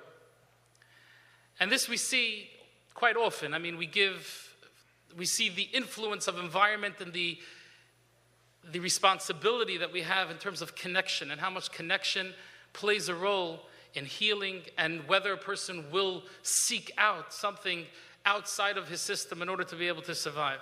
So connection became a very big focus, to a point where in Portugal, actually, the way that they do the policies is that if someone's, so to say, an addict or experiencing addiction, they will pay for his salary up to between 50 and 70% to join a certain community. This way he will be a part of community, and that's going to help him instead of spending money on all these drug addiction centers in order to be able to heal them. And we see from there, a tremendous insight into how addiction, where it maybe starts from, really what it may be that causes that disconnection of feeling in some way, shape, or form, whether it's people talk about anxiety, depression, and ADD, and we heard from, Shmuel Mandelman, all these type of things, executive functioning disorders. We can look at them very, very clinically. But if we want to experience what someone's going through, when I listen with a client, I'm listening on 2 different tracks. They're describing to me the content of what they're saying about themselves, and there's the emotional weight of what goes in. What's it like to live with ADD? What's it like to live in a world when everything is just anxious provoking? What if you experience the trauma, which makes you totally disassociative, and you're just craving connection? The loneliness takes any type of pain or diagnosis that we have and makes it 10 times, at least, worse than what the actual experience is. Just feeling totally disconnected. And then we find new relationships. We find something that makes me feel good. I find something that it's able to provide for me. Another study that we have on this is many people can go, our grandmothers, they should all be gesund and stark, but when they go for a hip replacement, so in the hospitals, they give out something called diamorphine. Diamorphine is the purest heroin you could get on the planet. It's everything that any drug addict would love to get their hands on, and it's available in hospitals. But most grandmothers, yes, there is a chemical dependency that they have to go through, that through a 6-week process or whatever it may be, in order to be able to come back to their regular, but they don't become drug addicts when they leave. Versus the mention, there was a guy in a hip replacement at a younger age, they could become addicted right. to it. Correct. So if a person, and what do they have? They have a family that's waiting for them. They have a job, they have a life. They're not looking for something else. They're not seeking outside of their space. Now, obviously, someone experiences heroin, and I've seen this before. Someone gets injected, quote unquote, by mistake, or someone does something, when they're 12 years old. You're kind of hopeless. It's a very difficult state to be able to get out of. Like I said, there isn't anything that you're living for. But someone who's obviously advanced, they could be taking diamorphine. And still, yes, it's medically managed, and therefore it's able to be properly managed, and they're not racing to be able to get some more of that. Although, to mention on the side, yes, the highest, I think, population of, if the research hasn't changed since I last looked at it, but the highest population of abuse in terms of prescription drug use is our elderly patients, and it's always kedai that definitely to think about it, that if anyone's above, a certain age, they're getting a lot of prescription drugs, many times they will take their pills, pop their pills in ways that they end up abusing it, and it's a very, very, very difficult thing. So is it a runaway from pain? It's a way to manage pain. It's a solution that we find to be able to connect so that we shouldn't have to feel our pain. And it's something that we see is a tremendous challenge. I'll throw in one more piece, and I'll end with this, that you see one of the challenges that unfortunately we have to face sometimes, maybe Chananya could speak more to this in crisis, when we deal with suicidality. It's the way it's often described is, okay, he doesn't want to live, whatever it may be. And really, it's not like that. And not that we can necessarily speak to them. There are a few survivors, and you can get a little bit of an intake of what they describe. It's not that they don't want to live. They're just trying to figure out a way and how to exist and live at the same time. Existence, being disconnected and being in this world and having existence and not being able to feel that and to be able to be is what's the most challenging part. So if they could figure out a way to exist and live, great. So drugs and other addictions offer an opportunity to split these things. It allows me to live, but I don't have to feel my existence anymore. And existence is where it's mostly painful, and that's what I'm trying to move away from. Zeer scheine terrets en zeer lange terrets, is mas bezaan, aber die letzte line herauszubringen ist wert über zu sagen in Jiddisch. Der Gedanke, was spielt sich auf mit der Mensch alleine, was will gehen suicidal, ist nicht, als will umkommen zu der anderen Welt, oder will weggehen von der Welt, alleine, es ist nur zu viel in der Existenz, beschaß Masse, wieso kann ich leben in der Welt auf dieser Weg? Sehr klar und sehr lange Hesber. Jetzt haben wir gehen zu der nächsten Frage. Noch just still like noch anot was gehat ein Mann hat mir gekolt fragen hat starke anxiety in Fahre fängt der Medicine will wissen zu der Medicine geht dieselbe Ruhigkeit was fühlt jede Schabes frei noch kiddisch basically they einfach ein bisschen will fühlen der numbness der Ruhigkeit was der Alkohol hat der Keuches was der Alkohol hat der nächste Kasche hat gein zu Chananya und zu legen just noch ein zu der Kasche ist ich habe schon mehr wie einmal gehabt, wo es ein Mensch rief daran, ein Gemar rief daran, ich bin ein Geheim redt specific von Internet Addiction, wo es das tauscht ein bisschen öfter der Metzies, aber hat herangelegt in jedens Hand daran, als sag, mit dit legalisen Drugs, mit dit legalisen Internet, also heran in Hand daran, wenn darf es nicht. Und herangehen in der Torah, die heilig, just von der Gesundheit heilig, schon mehr von ein Caller hat man gekannt suchen. Also wenn soll kicken die letzten 3 Jahre meine Receipts, wie viele Smartphones ich habe gekauft und weggeworfen, zerbrochen. I'm not saying das ist eine Addiction, aber der Heilig von Läufen nach hinten zurückläufen. Wir reden von schwere Tausende Dollars. So schluckt sich die ganze Zeit, das bringt ein bisschen raus der Pain. Now, der Kasche sich an jetzt an, ist Addiction eine Sache, was kann geschehen zu jedem einen. Es ist nicht kein Push to terrets, aber das ist die Kasche. I'll talk a little about also like something like an internet use, and an addictive pattern. So, let's the molochet. My question after hearing Reuven is, I'm just going to add. What could I do? I'll try to be myself something. So, I want to share, maybe that would be helpful also to characterize this. The basic answer is is this something that could happen to everyone, is yes and no, so that's a good, Yiddish enfa. So on the one hand, we have that the addicts tend to be of all types. You could have a very chashuv person who's in their life, you look at them and they're leading the dream life. Everything seems to be amazing, and they're mamash matzliach, and they're people that are leaders and are looked up to, and they could have an addiction on leading some sort of double life. And then obviously we see, if you drive through the city, you see homeless people, and there's a good chance that they're addicted to crack, cocaine, for example. Cocaine comes in different forms. Marshall, cocaine comes in powder, that's for the richer person, and cocaine comes in crack, and that's for the poor guy. So you have both the rich person and the poor people. They're both using cocaine. One's using powder, one's using crack. They have different reactions, and it brings about different issues, and you have to understand each one to be able to help them. But really, across the board, anyone could, in theory, become an addict. However, we find that addicts tend to have certain susceptibilities. There's certain things that definitely contribute to that. Like, it could be hereditary, if there's addiction in the family, especially if parents are addicts. We could always say that question, nature, nurture, is it in their genes, or did they grow up learning certain patterns? But it seems that addiction, it happens more often in families of people that are struggling with addiction.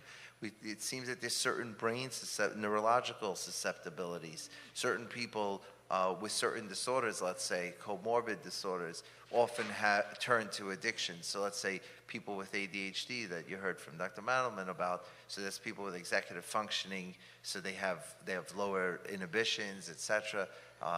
They're excitement seeking. And those things could lead to turning to addiction. But I want to share an idea, like I said in the beginning, and I want to share the following, if possible. I don't know if you're aware of, but in the letzte Jahr, in the year 2021, 108,000 Americans died of an overdose, of a drug overdose. Just to have a certain hasag of what that means that 1 in every 2,777 people, or something like that, died of an overdose. That's 1 in less than every 3,000 Americans overdosed on a drug. And that's a very, very big statistic. You could just Can you explain? What's overdose is not a drug. That what? What's overdose is not a drug. Can you explain? What's overdose? No, so it happens to be that 2/3 of those numbers were on fentanyl, which is like the most powerful of the opiates. It's a very powerful form of, let's say, heroin, of opiates, it's synthetic. And to overdose, meaning these people died from the overdose. So to overdose, meaning their system became so thoroughly intoxicated, especially, let's say, in a fentanyl overdose, what would typically happen is that the CNS system becomes so suppressed that their respiratory system, they're trying to slow things down. That's what the opiate tends to be, like a painkiller. So it tends to reduce the reaction of the body to whatever it may be. So typically for pain, it's the reaction to pain becomes dulled. So here the breathing becomes so labored that the system fails to continue to breathe, and then they die of the overdose. Obviously, for opiate overdoses, there's, if you call Atzala, you could save the person because they have Narcan, at which they're able to reverse that effect. So and that's a very important piece, like people that are around someone with, let's say, a heroin addiction that has potential for overdose. It would be good to have Narcan equipment or to be close to Hatzala members that could save their person's life. But that's the big number. In our community, we may think about it that maybe we have less of this, and we don't meet the same number of statistics. Baruch Hashem, we didn't have 1 in every 3,000, Haimish Yidden that overdosed on something like that. Baruch Hashem, we don't have those numbers, but it exists within our community, and sometimes we don't know about it or we don't hear about it. But I think what exists even more in our community, besides that people, let's say, using heroin or something like that, and that's a different level of addiction. And I want to talk about that for a moment, if I could. So my Rebbe, or Shiva, Rabbi Zisha David, he said one time, Vart, what is a Yid when he drinks alcohol? He says, L'chaim. Was sagt L'chaim? So steht in Chazal that Amol, wenn sie bringen Arois eine Zahargen in einem Sanhedrin, so they would give him to drink before, to dull his senses, to take the edge off it. So if I'm giving my friend a bissel brunfen, So I say l'chaim, that this is nicht as ich nehm dir aros gleich, I plan on throwing you off the roof. I'm giving you, this is for l'chaim, so mezuk l'chaim. So, but that doesn't really make sense. It's obvious, me freut sich zusammen, me setzt sich, mit ein bisschen leikachem Bronfen. I'm not about to kill you, right? So Marashiva said, no, pshada is that when they gave him l'chaim, that was to dull his senses. But when a Yid's drinking, it's to heighten his senses. It's weil man will sein mehr alive. I want to be more alive. So like Reuven mentioned earlier, very often these addictions are because people want to be disconnected. So they have a terminology in one of the sayings in Alcoholics Anonymous is to learn to live life on life's terms. So stell sich vor someone who's a polysubstance user, someone who uses a lot of different drugs to be addicted. Let's look at his day for a moment. So he wakes up in the morning and the shakes. He's shaking because he's withdrawing from alcohol. He's a little DTs from the night before. So he starts off right next to his bed. He has a little bourbon. He pours himself a drink. And he drinks it to steady his nerves. He gets out of bed. He goes, he washes up a little, and he feels like garbage. But he has a very important meeting with his boss that day. So he has to pick out the right suit from his closet. So he lights a cigarette to be able to calm his head and make sure he picked up the right suit. He does. He's running late already because he was hungover this morning. So he drinks a double quad coffee with sach caffeine to make sure it wakes him up. He gets to his office just in time, and he has to prepare, and he goes through all the things that he's going to say to his boss. Right before he goes in to meet his boss, he snorts a line of cocaine. Cocaine gives him expansion, a sense of being more in power. He snorts that line of cocaine. He goes into that meeting. He does gewaldig. When he comes out of that meeting, he's so hyped up from that cocaine, but he has to write some emails now after the meeting. So he takes some heroin. Heroin's that calmer, called like a speedball when they go to do it together. So it brings him down from that cocaine rush, and now he's able to write the emails. Alles geknackt, is really once goes well. He finishes his workday, so he's on his way home. So he rolls a joint and he smokes marijuana to celebrate. He had a great day at the office. He gets home. As he eats his dinner, he has to go to sleep soon already. And it was an amazing day. So he's going to drink again a fifth of vodka to be able to put himself out. And he falls asleep. And guess what? Tomorrow he does the same thing again. So why does he do all this? He's a capable guy. This guy could do his job. He's able to enjoy himself. He's able to be happy. He would be able to connect to other people. But in Zana Cup, Kenisht, he can't live life the way life was supposed to be lived, with what he was given, unless he has the help of a substance.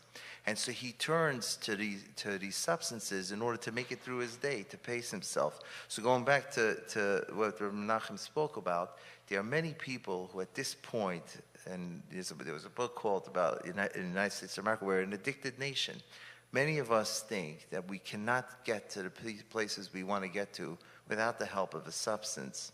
And so we introduced that. And if you look at it, almost every substance use, every drug is lined up with different things. Typically, let's say alcohol, so that often goes along with social anxiety. The person doesn't know how to connect to different people, so he's going to drink his alcohol to become to machzachayimish. The person who's using heroin, they're using it because it's a painkiller. They have pain in their life that's not addressed. Almost over 97% of female heroin users has some history of molestation. They were in pain, so they're going to use something like an opiate. If we look at everything, cocaine, often people that are looking for excitement, they've had rush in their life, they have expansive type of thinking, they want to be bigger than life, they want to be larger than life, maybe some narcissism, almost always going to be able to line it up. So the idea of the living life on life's terms is where the person's able to be a person who recognizes that he has the kaiches within him. And that's a lot of times what has to happen in the treatment. So we could cure the science. There's a science piece, and we could use behavioral techniques and different things to actually even change brain structure, the way a person thinks about something. But a lot of times we have to get to this deeper piece where a person has to have some belief in self. And if we can't give that person a hope in themselves that they have a koyach, they're not going to be able to recover or to be in recovery. So they have to be able to believe and to learn to live life on life's terms. So is this something that can happen to everyone? everyone could be at that place, in Ja, that sie gibt position. uns mehr Ja wie Nein. Yeah. overgeben, And therefore, a lot of times, these patterns of behaviors, maybe they don't meet the criteria that we spoke about earlier scientifically of addiction, but it's patterned exactly like an addiction. So that internet person who's that's where he's maybe escaping because his life, he doesn't think he can live his life, or he doesn't want to be with, like someone told me recently, is very sad. He just stopped drinking now after a few years of struggling with alcoholism, so he's now sober. He said, I don't want to sit with my family a Friday night by a table for a ganze Schuh. I have to sit with them without a bottle of wine. I have no idea what I'm going to do. I say, after you could sing Zmiris, you like to sing. He goes, okay, noch the 10 minutes from Zmiris, was it on downloads? So when he can't imagine just sitting through a Shabbos Suda, which should be a beautiful time with his family that he says he loves. We call it a dry drunk. Yeah. That's the... And he's a chashuv Rebbe in a chayder, So this is... Ist es sehen mit dem Spruch oder öfter sich sehen mit sich allein? Kann sich nicht treffen mit sich allein. That's really the truth, He's blaming. It's a lot easier to say, "Chen setzen mit man Mishpucha," zu sagen, "Chen setzen mit sich allein." Yeah. Sei klar. But you're right. Okay. Und nicht mehr das sagt, der Muschel, was man geht die ganze Zeit darin, is about drugs, weil dort du die meiste explanation in Masberzahn. Und versteht sich, dass man redet von allen addictions, und es ist nur schwerer Masber zu sein, wenn man redet von Internet addictions, oder ärger, sag ärger von Internet addiction, dort ist es ein bisschen schwerer und sensitiver, mehr Masber zu sein. So die ganze conversation, du geht darin about drugs, aber versteht sich, das nimmt daran alles.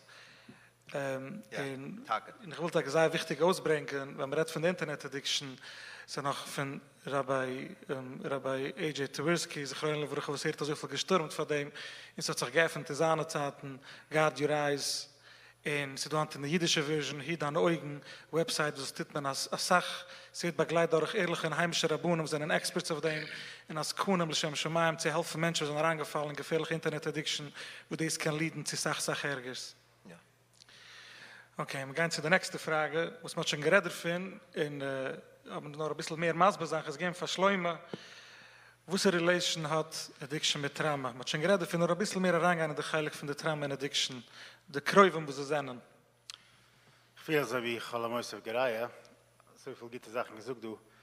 Vater Koschale, gementioned früher wegen Drug Addictions and Overdose in the United States.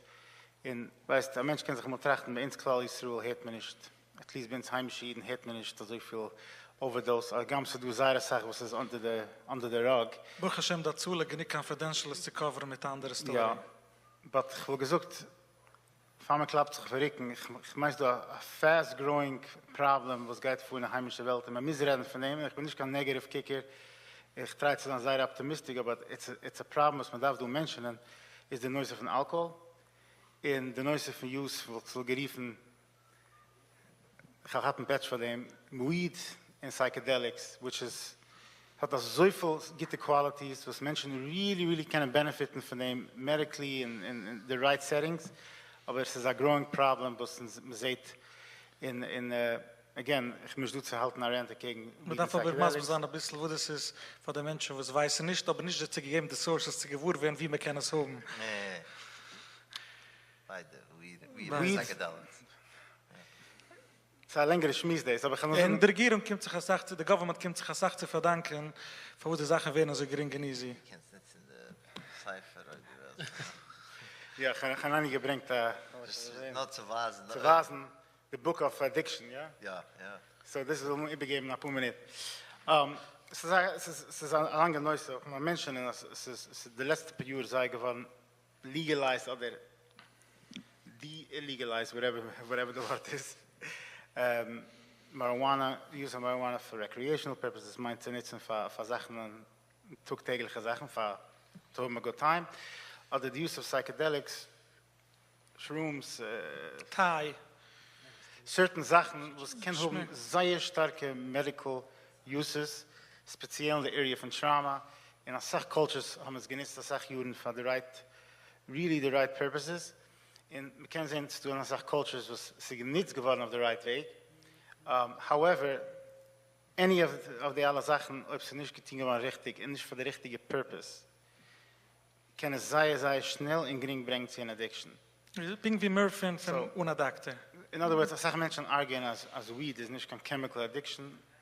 Ich weiß nicht, ich kenne nicht jedes Science-Arten, es do arguments machen lekan, but certainly, ich will sagen, es hat definitely alle effects that addiction hat, in Oimetitis nicht for the right purpose. It's addressing the question, what's the relationship between trauma and addiction?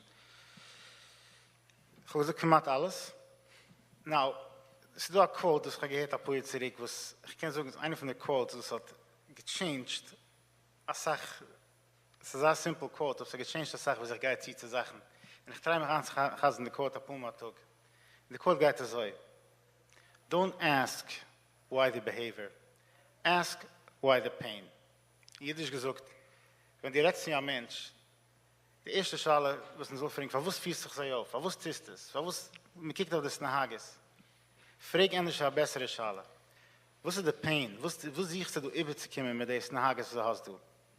So ist schon gerade sehr klar, Addiction ist ein Weg überzukommen etwas.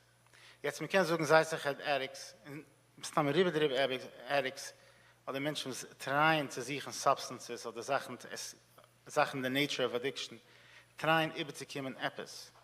Und sei sich haben, was uns riefen, a Co-Diagnosis, noch a Diagnosis, oder whatever sie meint. Sie meint Anxiety, Depression. Aber viele Leute sagen, ein Mensch hat Anxiety und Depression. Oder ein Mensch hat Family Issues. Sei sich mal, in the majority of them, it always boils down to past traumas, was die Menschen experience in Leben. Und ich will es ein bisschen maß besagen. Wenn man nicht das Wort Trauma, sagt Menschen trachten, Trauma, mein Leben, ich bin durchgegangen Trauma, welche Trauma? Wenn man trachtet das Trauma, das ist eine schreckliche Sache, ich bin geworden abused, ich bin geworden durch ein car accident, or whatever.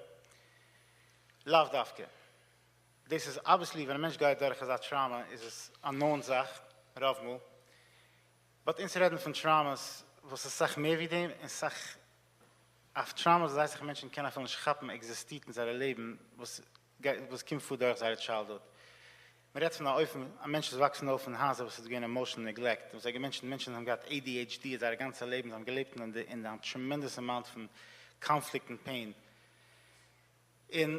Also weiter, in Trauma as a childhood, wenn man geht durch als ein Kind Trauma, begleitet es sein ganzes Leben. Und was ist das für ein Mensch? Es gibt zwei basic components, was jeder Kind, was wird geboren, darf haben. Also ist so ein Need, was ein Mensch hat, darf essen und schlafen.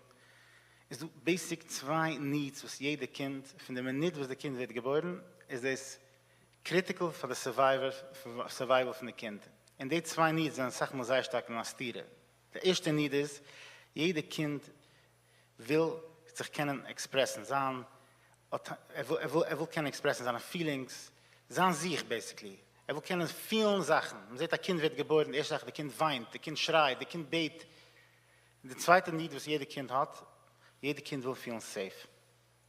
Und was geschieht, wenn ein Kind wächst auf in einem Environment und weiß, dass ob plain expressen seine Feelings, wird rejected, seine Eltern klappen ihm ab, wird suppressed. Geht nicht safe, geht nicht the approval von seinen Eltern. Die Formel, was ich describe, die jetzt geschieht zu tausende Kinder, und das kann sein eine moeilige, traumatic experience, wie das Kind fühlt sein ganzes Leben, als ich bin nicht ich. Und man wächst auf und sei sich Pain. Das kann sein, sei sich Trauma. Und ich lege es darüber sehr loosely, und das ist eine sehr tiefe Neuße. Jetzt, was geschieht ist, wenn sei sich Menschen gehen durch Trauma. So wie ich gesagt, sie können nicht fühlen sich. Was geschieht ist, es ist schwer zu fühlen. Es ist schwer zu fühlen life. Man lebt, man kann dann sagen, Krieg, intellectual. Aber basic, the feeling, was uns haben in life, the feeling von relationships, the feeling von Aufstehen, the feeling von sich allein, the self, das als ein Mensch, matzlich, wir können es nicht fühlen. Verwusst, was ist too risky. Also zum gesehen, als ich Jahren zurück, das Question sei gesehen. Verwusst, sie werden eine gewisse Generation Menschen, und ich kann sagen für seine Kinder, die Werte, ich habe dich lieb. Und man weiß klar, es ist die schönste Sache, der Mensch kann sagen, Tate, Mama kann sagen für ein Kind, I love you, ich habe dich lieb. Verwusst, ist es so schwer für solche Menschen zu sagen. Weil man redet eine Generation von Menschen, die sind durchgehend, ich weiß von schriefen Trauma, ob es da ärgere Welt wie Trauma, wollte ich es geriefen. Das ist der ärgste Trauma, was ein Mensch kann durchgehen in seinem Leben. Und sie haben sich gerade, seine Survival gewinnt, sie haben sich gekannt fühlen. So man kann teen, man kann bauen, was aufgeteen, auf vielen, sind vulnerable, sind in der Sache. Und das ist eine Sache, was ein Mensch geht durch sein ganzes Leben, kann nicht fühlen, ist nicht normal Pain, was ein Mensch geht dadurch. In sich mal Menschen suchen Escapes, Plätze, wie sie können simply fühlen. Und sich mal, das ist the entryway to any type of addiction, wie sie wollen pushen, haben die High von vielen etwas, sie wollen feeling alive. Und das ist sich mal, was Menschen fangen nun mit Addictions, addictive Sachen, sie ist Internet Addiction, sie müssen the process addiction. Ich wollte vielleicht gesagt, man kann schreiben von Addiction, aber das sagt nur Habits, Menschen, man sagt Workaholics, ja, also da war das man nicht. So Menschen sind A runaway. A runaway, es hat, ich will sagen, es hat ähnliche Components in Addiction, sag mal. So sind in seiner Arbeit, und dort fühlen sie alive, in simple life, können sie nicht fühlen alive. Platz, wie viel successful, wie viel ungenehmen. Exactly.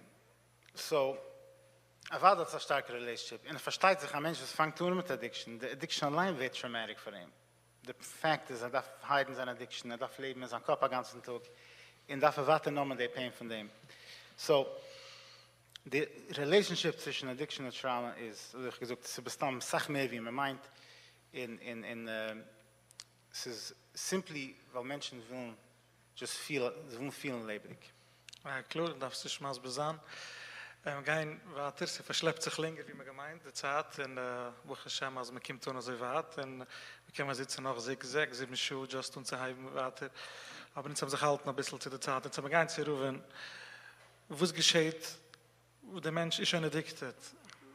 Wieso hat ein bisschen, Chananya hat ein bisschen geredet von, hat auch geredet von Shlomo, was geschieht mit dem Mensch, wird out of control, was geschieht mit dem Mensch, nimmt mit der Addiction, was geschieht mit dem Mensch jetzt, wieso ist sollte man sich kennen, describen, also wie ein Schicker auf dem Gas, aber jetzt sagen es maßbar ein bisschen.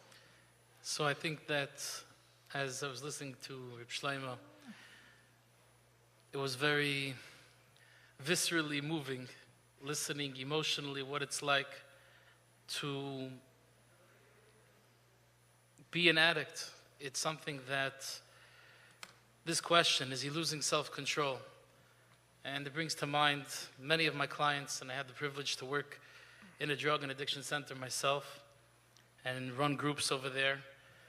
And I have to say, and they deserve a full round of applause for this, they're from probably the most special people that I've met. What? And it's Yisroel, yeah? And it's, yeah. I will say it again. They're from the most special people that I've ever seen. The people that are on this journey. And very often, there's this, I remember the first day when I walked into the center and I felt like I'm walking into a room of a bunch of gangsters. And you see like, okay, you know, we're so used to a certain framework of a culture that when you see certain people, you think like there's something wrong. And the heart's burnt with fire and they're mamish from the most butter, Zisha mentioned that ever existed. And it changed my life forever when I got to see them. When you get to meet their story. It was something that, to meet who they are, to meet what's really going on, and to separate the symptomatic elements of addiction, their search, their yearning for a solution, trying to be able to heal, trying to be able to do something. So the concept and the conversation that goes around self-control, most of these people are beyond that. There's always discussions in Torah, B'negei Taiva and Bechira. And it's something that usually at that point, like we say in step 1, in 12 steps, that we become powerless over ourselves. And our lives have become unmanageable. And that admittance, it's not something that, like we say, you can't work on step 1, you have to arrive there. If you haven't made it there, just go out and do some more work, you'll be back soon. And again, I think of these people, when I read this question and I hear this question, you know, when someone's already addicted, is that what he's losing? And you have to see the prestige that these addicts have to, so to say, walk around with a certain label. And very often they come to my office, and maybe this is a good point to inject, you know, where the support group has its, so to say, beautiful, tremendous impact that it has on them, but where it coincides, so to say, with the therapeutic work. And there's a certain element of limitation. When they're in the groups and we're sitting in the rooms together, so there's what they call the fellowship, the comfortability of one another. They understand each other like we can never understand them. And they've all been there, they've all done that, they understand there's a certain nature that they just click. And Also wie, ich kann es ein bisschen explainen, also wie macht dann Groups von Almans, Almones, Jesoimem, Kinder, just jeder versteht the language, man versteht die Sprache. Right, so there's one bottom line, they all have different jobs, they all have different lives, whatever it is, but there's something that there's a tzad hashava, that all of them come together, and it's a tremendous, tremendous, powerful element of the groups is the fellowship of the groups.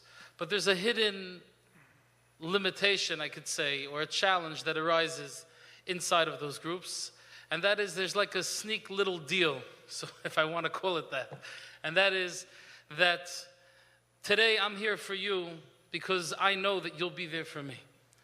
We've both been there. I walk into the group and I say, you know, I had a slip last night, it was difficult, something came up. Everyone's going to be giving me the hugs, the avos, gewaldik, and it's tremendous chizuk. But tomorrow, it could be me. So when that person walks into my office, it's a very different dynamic and a different relationship. And it's something that they feel so often because of their traumas or whatever it may be, attachments, they feel so undeserving of such level of care when you tell them, I'm here for you, and I'm totally with you, but I don't need anything from you. I'm not here because I need something from you tomorrow. Tomorrow I'm not coming in and telling you, by the way, listen, this is what happened to me. I'm here for you because I see what your self is made of. I see what your core is. I see who you are and what you are. So this element of addiction, when they come in sometimes, even in 12 steps, they have this label, either it's disease or addict. And one of the things is I like to lift that off, or at least that they should appreciate the beauty of what it may be, that it's a badge of honor almost to be able to walk around with. And when you see these people who go on this journey, it's when I left the drug center that I worked at, I was in bitter tears. They changed my life, and I was just joining their journey. I was just part of their experience, and they handed me a picture of the entire group, and it sits there in my room, and it's an inspiration of everything, of who these people are. So, you know, I'm not sure if it does justice to the question, but when he's already addicted, it's a tremendous journey, and it's not about necessarily losing self-control. Once they join onto the journey of recovery, it's a life's journey. It's a life's struggle and a life's journey. I remember the drug counselor, we'll end off with this, he used to count, and this is very common. We don't do streaks when it comes to addiction, even in recovery, but he used to count, I forget the number that he said, but he was 17 years clean at the time. And he said two things. One thing was, I'm no further than I was the first day. And the second thing that he would say is, the way that he would count, there was, 7,621 days and 8 hours. Now they have apps for these things, whatever it is. But every single second, living a life with such presence is something that I think that is something we could be envious of, and it's something, the way we should see them and reframe them, that we can appreciate that journey. Als nicht so gut geämpft, die Kasche, als du aber reingebringt, an noch eine Vision, noch eine Lens, wieso man kiegt es so, und wenn man dreht sich in die Plätze, wie die Menschen sind alle lonely, und die alle Menschen sind so allein, sie suffern in silence auf den höchsten Grad, was ist ein Guilt, es ist ein Bisch, die ganze Zeit, und ich koche für die Information. Und so man geht sich Chananya, und jetzt haben wir jetzt rübergehen, ein bisschen zu der surrounding family, von den Menschen, wo sie sind erregt, wo es pluckt sich mit Addiction, wo soll der Spouse, der Mann, lassen wir sagen, der Wab lädt auf Online-Shopping, lassen wir es nur rufen, was wir können relaten, besides, dass kostet die Credit Card, aber just the idea von a spouse of an Eric, der Mann mitschert sich mit seinen Addictions, und geht für Help, wo soll der Wab tun, soll sie stippen weiter, soll sie just do sein für ihn present, wo du kennst ein bisschen maßbar sein. Koidem Kol, I think that it's a live demonstration when you hear Reuven talk about how much he cared for the people that he worked with, we could see how he was able to be helpful to them, just hearing the way he characterized them. And that's why we chose you as panelists, all of you. That's showing the whole book of the treatment. If you get that down, then you could help a lot of people. So with regard to the family, so this is Dr. Shulman, who was the big teacher of social work. I just heard, just had a presentation of his, yesterday, actually. And he always talks about the fact that we always have two clients, the person in front of us and then the system that they're involved in. And probably nowhere more is that true and when we're working with addictions. Because, and for many different reasons, I will talk about the different pieces. Firstly, the family, and like the spouse, like Rabbi Nachman gesagt, how much it affects them is terrible. Sometimes it could be just on a practical level. Like I remember when I was doing addiction treatment, one of the fellows, he had been thrown out of his house, so he went to live by his sister. Because he had to be somewhere, he didn't want to be on the street. And he was laying on the couch, that's basically what he did with his time. And she comes out home with the groceries, and in the car, she went shopping. So he offers to help her. And the first thing that he took into the house, while she was getting the other things from the trunk, was a box of diapers. And he took the box of the diapers into the house, and he ran right outside the back door because he knew he could run down the block and sell those diapers on the street and be able to buy another bag of dope. So living with someone who is an addict, and we have, I can tell you many, many stories of people who sold their spouse's jewelry. Somebody came home and the spouse's laptop was gone because of they had sold it. So the actual on a just a practical level, it's like it's living with someone who's not themselves. And the big piece, and that's so what happens, like Reuven mentioned, this family member, the family knows best how wonderful these human beings are, and they love them and they care so much about them, and yet all the time they cause a tremendous amount of trouble. And then imagine in our kahillas, imagine the shame. In addiction, they very often talk about the shame and the stigma. Many times people are just as sick as how ashamed they are. In AA, they say you're only as sick as your biggest secret. And the idea is that because as long as we have shame, the addict's going to turn to use more to deal with the shame that they're dealing with. So when we deal or we're trying to help someone with addiction, we always have to be careful that what's going on for the family and try to be as supportive as possible.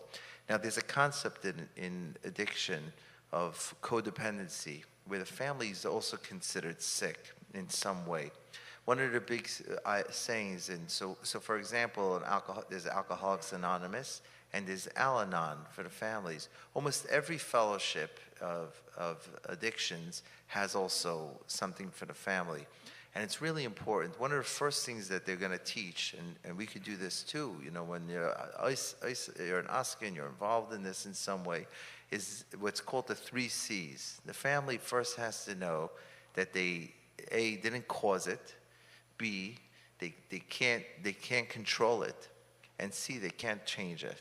So, what? I said it wrong. Cure it. Okay, change, cure. Okay, it could change actually, but not cure.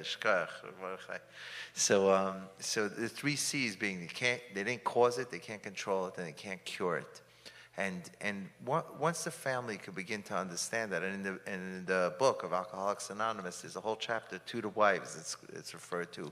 Once the family member begins to understand that they're not the ones who are going to be able to treat it because they're part of the story. Very often they're part of the story. Maybe it's a trauma. Maybe it's because they love the person and in some way they've been a support. They've enabled them because they become comfortable in the certain routines. That's very helpful because then the family could step away, make sure maybe that the addict is going and getting the help, but they'll no longer be involved in falling prey to what may be happening or in supporting this addiction that it gets worse. So a part of the question was, do we have compassion? Do we have hand-holding?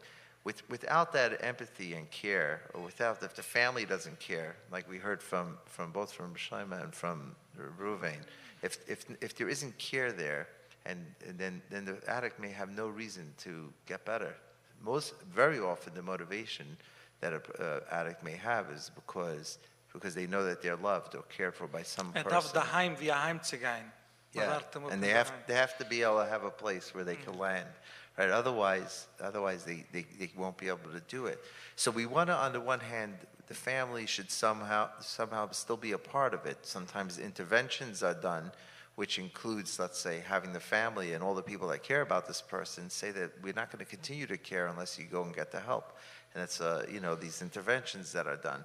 But on the one hand, we want to have this compassion, but we want that the family should not continue to enable or support this in any way. And very often, by once you take them out of the equation and they recognize that the addict is struggling with their own sickness and that they have to take care of their own stuff, and whatever part that they may play, that could be very helpful to separate the two, that they could be compassionate and they could care, but they won't necessarily be enabling.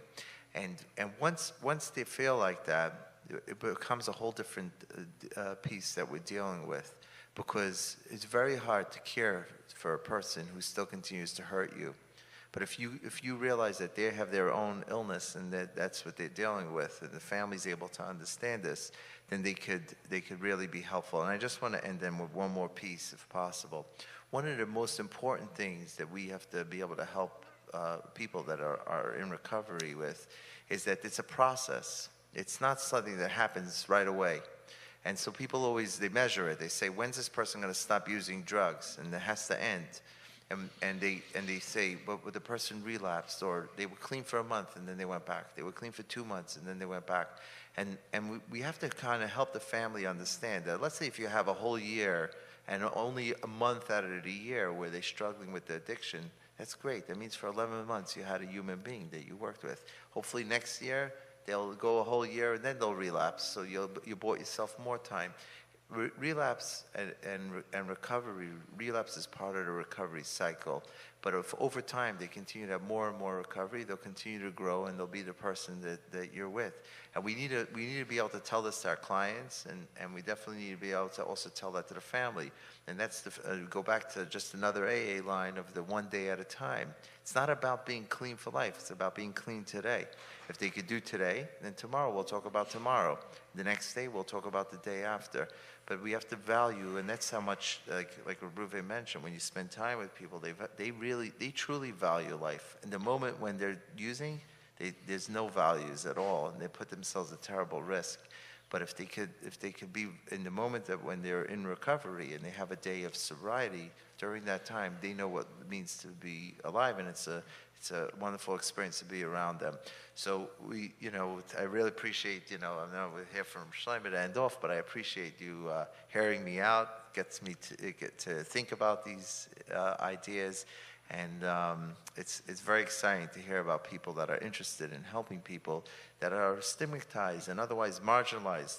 There's no covet for the addict in our community, and if you're willing to stand by him and be helpful for him, it's a tremendous chus.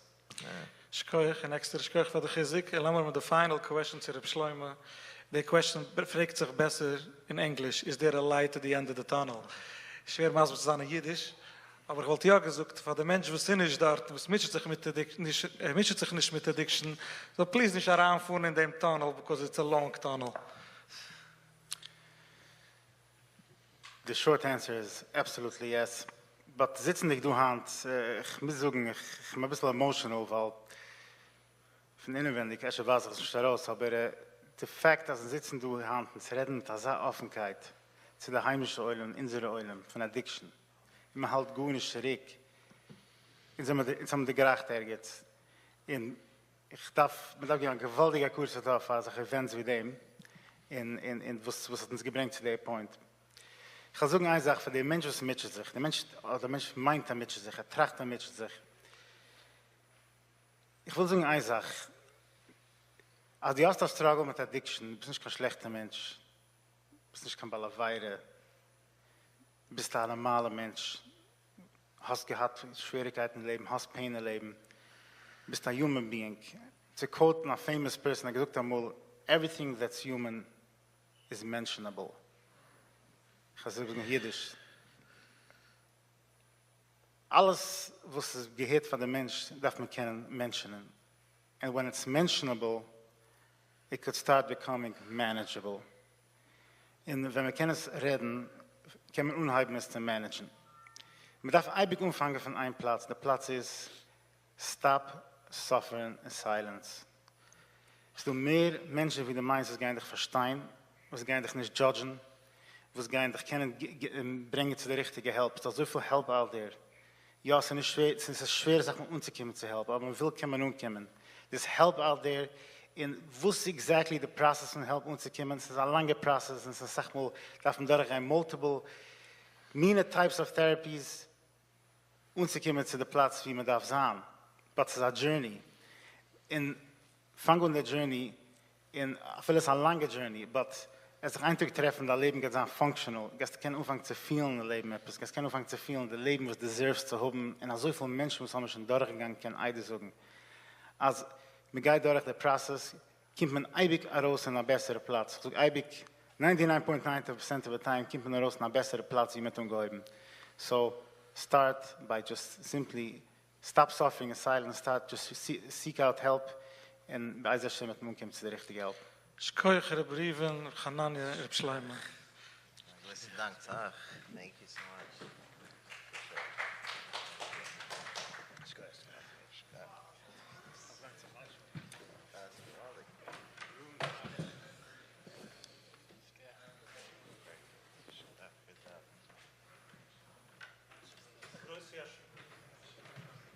Große Yasha Koyach.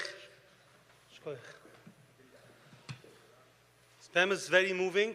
Thank you very much. Ich will übersuchen the number. Koidem, the number to donaten for the mentality campaign 845-522-8008. Or meine field, will donaten the schis or the lekuvet or to say thank you. It's eine von the speakers, it's eine von the panel. Please feel free to add a comment. The help, the guidance number to call, the special number to call, also schmissen, it's about human guidance. Wegen anything this is in the guy mental health, is 845-783-4508. Noch einmal, 845-783-4508 is the number to call for guidance. The crisis line, was especially when it's in a crisis, in the field with immediate help, is 718-715-4499. Fahren wir weiter mit dem Programm, will ich melden von Neulem, als später, von nachts, geht es unheimlich ein frisches Programm, 7:30, was kommt mit Auftreten, Rabbi Zisha Derbarimdiger, der Bayan von Monsey, mit der neueste, was schon im Bayis is related to mental health. Und später, Nana Zeiger hat auftreten, Rabbi Zisha Ausch, einer von den Dajunen, Satmer Dajunen in Wilhelmsburg, in der Vulkanen es hat auftreten in Junen wegen älteren Aufpassung, bei Schwierigkeiten bei Kindern. Moreover, Rabbi sei, Chazal sagen, kolam kein Nefesh Achas, mi Yisroel, Kilikaim, Oile Mula. Es steht nicht Tama, Ish Achas, es ist ein Nefesh Achas. Jetzt haben wir durch die Covid zur hohen Hand, Mordechai Weinberger, the one and only, ich mag sagen, Mordechai Weinberger, was hat under his belt, man kann sagen, hat das Schiss, zu sein der Schlicht, zu sein am Matzel, für ein kommende Fusches mit Yisroel. Without further ado, Mati.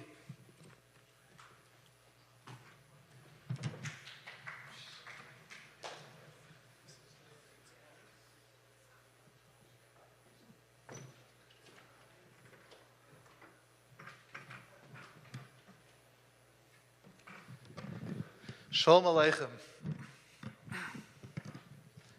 Es ist ein Schiss, du zu sein, und ein Schiss zu können helfen, der Bikecholim, in the mental health process von der Bikecholim Department. Man muss gebeten zu reden wegen Stigma. Stigma ist ein interessantes Wort. Stigma meint, es ist ein Secret. Man hat eine gewisse Meinung, auf was Stigma ist. Und wenn man es verstehe ich nicht, von was ich rede. Weil Baruch Hashem in der frühen chareidische Welt, wo es geschieht in einem Platz, a jeder weiß, was tut sich. Noch fast ist geschehen. Und nicht nur dem, ist Moisef auf alles, was sie geschehen, ist Moisef auf die Sachen, was noch keinem nicht geschehen. So, ich wundere mich, wie so, ich kann mich fragen, als ich soll reden wegen Stigma, als du hast ein Stigma wegen Mental Health. Hand, was ich sehe, ist, dass du stolz zu gehen zur Therapie. The therapist, the tired therapist, ist du geduscht im lang waiting list heran zu gehen zu sein. Und ich heiße, du ein Stigma. Aber, lass mir reden wegen ein anderes Stigma. Und lass mir reden wegen des Stigma, was tut sich in sich allein. Das Stigma ist, ich darf nicht Therapie. Das Stigma ist, meine Sprache ist perfekt. Und ich verstehe, dass die ganze Welt darf gehen zur Therapie. Und ich verstehe, wo sie darf gehen, aber ich darf nicht. So, ich darf geben, du 2 Hakdummes. Erste Hakdumme ist, ich bin in Therapie schon über 20 Jahre, also ich gehe allein zu einem Therapist. Und ich gehe zu etlichen Therapists. Und ich weiß, ob ich tue, so heu, ich bin viel gegangen zu einem Life-Coach.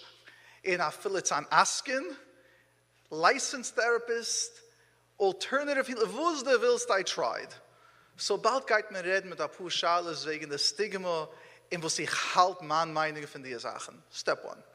Zweite Sache ist, als du gewisse Menschen in meinem Sprache, was sie jedem Mal, ich sage, als ich gehe zur Therapie, in sei Herren, das auf dem Radio oder kommen was ein Programm, ich bekomme eine Message, wo darfst du die Zeilen zu der ganzen Welt, als einer in seiner Sprache geht zur Therapie?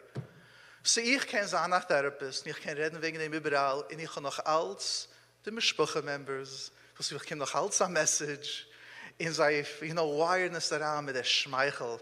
Hast du warte gesagt, dass du gehst zur Therapie? In so einem Spruch ist so messed up, wahrscheinlich über 20 Jahre bist du in Therapie, man geht noch als zur Therapie. Und die funny Sache von alles ist, wenn ich treffe mich mit einem pur gitte Therapist, man trefft sich, man schmeichelt, man lacht, und ich frage ihn, wer ist dein Therapist? Jener fragt mich zurück, wer ist mein Therapist? Und alle Therapists sind in Therapie. So gewinde mich, für was die Therapists sind bequem zu gehen zur Therapie, wenn uns darf man sagen, der Stolz, uns sind wir die Gesinnte, uns haben wir keine Probleme, uns haben wir alle Empfis. Und bis der Wahl der Therapists gehen zur Therapie, uns schmeicheln, uns haben wir nur, uns haben wir Schwierigkeiten wie jeder eine, uns halten wir sich als nicht mehr größer wie ein Zweiter. Ein Client kommt daran, und so gewusst verstehst noch, sagen, oh, du willst Tage her, wie soll ich verstehe doch. Und ich verstehe doch nicht in der Neuße, sag doch nicht, ich habe eine Brüder, eine Schwester, eine Cousin, eine Schwager, eine Mama, eine Baba, eine Vetter, was hat er so durch? Und ich bin stuck mit derselben Matze. So lass mich verstehen. Stigma meint, als in sich, man schämt sich. Und es kann ihm jahrelang, als ich so kennen, sagen, publicly, als ich gehe zur Therapie. Especially wegen der Neuße, als man wird mich judgen. Especially for the noise, when ich habe gesagt, der erste Mal, ich bin gewinn sicher, that every client geht nicht zurück in meine phone calls, ich will bekommen immediate cancellations, ich will nicht haben kann ein Client. Irgendwie dem, ich habe gesagt, dass ich will sagen, besmetterisch, und plötzlich, jeder geht sich so, bestimmt darin, der Therapist, der Zahlmach, Kim geht, plötzlich, ich bin gewinn sicher, dass jeder geht sich jetzt erwarten. Der Therapist ist in Therapie, schon, jetzt weiß man der Emmes. Exakt opposite ist geschehen. Aber darüber kommen zu mir, weißt, man sehen hat ein Problem. Bis ich nicht geschieht, dass ich bin in Therapie, keiner hat mich nicht erzählt von meiner Chawairem oder von der Mischbuche, sie haben auch etwas. Very interesting. Nicht nur habe ich nicht bekommen der Besäunis, in der was sind mit dir, du kannst dich nicht allein helfen, lass doch auf mit dem Gassen, hast du kein Problem. Es wird sein besser, wirst dich sehen, mach ein paar Dollar, arbeit noch ein paar Schuhe und alles wird sich werden besser. I didn't get any of that. So 2 Jesuides will ich erst umfangen mit der Hakdumme. Der Hakdumme ist number 1, Stigma meint, als uns darf man sich aufwecken und sagen, ich habe etwas an Schwierigkeit. Meint noch nicht, dass du darfst ein Therapist. Meint nicht, dass du darfst ein Life Coach. Kennst du viele, pushet gehen zu einer Mama und einer Tate. Pushet reden zu einer Bruder und einer Schwester. Red zu einer Chaver. Please, geht zu einer Ruhe oder zu einer Rebetzen. Please, rede dadurch, viele zu Asken. The first step is red. Bist nicht allein. a gitte Chaver. Ich kann auch das sagen, ich habe von meiner Therapie bei mir, ja, ich habe 2 beste Chaverim. Ich kann mich gut ausreden zu sein, und sie reden sich auch aus zu mir. Wir reden nicht jetzt, als ich turn mein Chaverim zu Therapists. Aber, als wir können, pushen sich ausreden, everything, it's mamish as amanicha. It's unbelievable. So lassen wir jetzt daran gehen. First of all, can I make a complaint? I darf complain. Ich habe mal gehört von einem Politiker, der gesagt, weißt, als ein fremder Jid hat man ein Recht zu complainen. Man hat mir gesagt, dass ich darf gehen sehr easy and very gentle. Und ich tue nicht reden wegen wer weiß was. Und du hörst ein Panel wegen Addictions. Sachen, was ich noch keinmal nicht geredet in meinen Radio-Programs, bei Jahren lang. Und du redest mir nicht so offen. So first of all, Mandrush is so gentle von der Eulen, was er jetzt sieht. Weil man mich stark ungewohnt, als ich rede zu Eulen, zu einer Klasse, was verstehen gut ist wegen Mental Health. Aber ich weiß, als beide Eulen weiß, und weiß es sich in der jüdischen Welt, dann habe ich wie viele Gitten sind geschehen, nur der Jahr allein in der schönere Scheune. Und ich wollte gesagt, I would guess, ich kann nicht keine Numbers, ich wollte gesagt, at least 80% is mental health. So let's just be clear, lass uns offen, als mein Drusch is very gentle. Weil man hat mich gebeten, und ich arbeite, ich arbeite. Ich fühle es als Schiss, zu kennen sein, in Reden von der Bicke Shalom. So please, der Mann sagt, make a donation. What's the number? Der Oilem was sagt, sie, make a donation, weil unter Bicke Shalom, ich kann doch sagen, Chas Shalom, Klal Yisroel, was gewähnt, als Sache. So we need them, we need to thank them, in Lometake helfen. So lassen wir umfangen, first step in Mandrusha. Mental health. Was ist der fancy Wort für mental health? Der Emes ist ein allein nicht. Was ist das pinkliche Wort für mental health? But let's start mit the basics. Ob einer ist sad und traurig, ist das ein mental health problem? No, das heißt normal. Ob ich bin gewesen auf Nächte Nacht bis 3 in der Früh zu schreiben, der druschen, überschreiben und überschreiben. That's pushed why I gave the complaints. Pushed like das Sachschuhe in dem. Is that a problem? No. Es ist einmal als man arbeitet schwer, als man es mit. Nicht nur dem, let's take it a step further. Ob du hast Buchstaben aus Chasne gehabt und du hast Kinder und jetzt bist du auf bei Nacht und bist mit. Is that a problem? Als jetzt, oi wei, jetzt ich darf nehmen einen Break für meine Weib und Kinder, weil jetzt darf ich haben Mental Health Time, Self-Care, ich kann nicht nehmen für meine Weib. Is that a problem? Sicher ist es ein Problem, das kann mithelfen. So mental health redt nicht, ob das eine Schwierigkeit mit Panusse, die you're down, ob du bist nervös, ob du hast Meure, der Fuß nach Haaren, so du eine was Food wie am Schiggene, in die hast Meure, das ist nicht Anxiety, du bist normal. So what is mental health? Wenn einer sagt, du ein mental health problem, ist du etliche Wege zu verstehen. First step is, ob du hast da Sorge, was kennst du normal, aber du hast es eine lange Zeit. So, lass mal sagen, bist du nach Kar in der Fuß, in jener Fuß wie am Mischigene. Jener Fuß sei wild. Let's not use the word Mischige, because der Hand ist ein ganzer Stigma, ob man nicht die Werte. Fuß wild. In die Osten Meure, als Fuß wild. In der Tracht als morgen, welch fuhren in sein Kar in Fuß wild. Bis warte normal. Der weiß, der ist kein Platz, der weiß, ist schwer. Einen habe ich was laut auf Panusse. Steht auf in der Früh jeden Tag, wie so geht bezahlen, die Bills, die Grocery Bills, der Wab sagt, man kann schon nicht gehen zu der Grocery, man kann nicht gehen zu der zweiten Grocery. Is this a mental health problem? No. Und man will es machen, ein mental health problem, kann ich sagen, treffen, ein jüdischer Weg, wie so ist ein Problem, was macht nicht Panusse, was versteht nicht, but let's not go now the Tiefkeit der Rebchaims, lass uns gehen push it. Einer, was macht nicht Panusse, ist es a mental health problem, ob hat eine Schwierigkeit aufzustehen in der Früh. No, ist normal. Das Problem geschieht, wenn der Mensch schon 2 Jahre so. Wenn es ist etliche Geduschen und ist noch als stuck, mit der ich kann nicht aufstehen. That's when the problem starts. Eine Sorge. Und nachher Yesod ist, lass mal sagen, Tag kann ich aufstehen, weil hat Tage wegen Panusse. Aber jetzt fehlt es, dass du gut nicht kann Hoffnung, es sei stark die Sorge, was hat. So, ob sie geschieht die Frequency, oder ob sie geschieht, oft in der Problem, das ist, kann es jetzt werden ein Mental Health Problem, ob die Intensity, ob die vielste sei stark, kann es sein ein Mental Health Problem, und ob die Duration, ob die Traurigkeit, wo du fühlst, bleibt den ganzen Tag, nicht nur in der Früh, bis du warst raus vom Bett und bist auf und jetzt bis Geist wartet, du machst Wonkels, aber ob du fühlst noch als down den ganzen Tag, so ob du hast die Intensity, die Frequency, in Duration, jetzt kann es umfangen zu sein, ein Mental Health Problem. So darüber jetzt hat man fancy Wörter für die Feelings. So ob eine stark geklappt, und hat nicht kein Chaischig, in die Intensity, in die Frequency, in Duration so stark, hat man ein Wort von dem, Depression.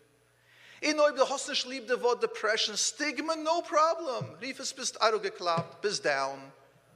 I'll share with you one of the cutest stories of Chabzai lieb. Ich habe gearbeitet auf a case, wie es gewesen eine Personality Disorder, eine sehr schwere Personality Disorder. Und es ist gewesen eine Tate, wo es Mamisch, wenn du es umgekehrt ist, es ist gewesen lebendig. In weiß Hand, der Style ist, man darf disconnecten. Chas für Schule, mit Titel, so disconnecten the personality disorders. A Schreck, was geschieht, wenn wir disconnect, bei dir was disconnect. I don't want to go into that. Aber es gibt Platz, du es zu pluggen. Teure Dick ist es nicht ausgehalten, nochmal, that's the roof, every case is different. Aber emotionally, in psychology is es anti-psychology. Die ganze psychodynamic und psychoanalysis dynamic, red wegen der connection mit den Eltern. So viel pushet, weiß der Eule, was das ist. Anyhow, so ich habe das Chis arbeiten mit dem Sprache, so ich habe die ganze Sprache zusammen, und man gerät, als wenn der Tate geht, ne schreit, bitte, Es ist mamisch ein Engelmatzev. And we did a cognitive shift, man hat das dort getauscht. Wie einer hat gesagt, weißt, lass mal machen einen Niggen, wenn man fängt und schreien also. So, man ist dort, man spricht es zusammen.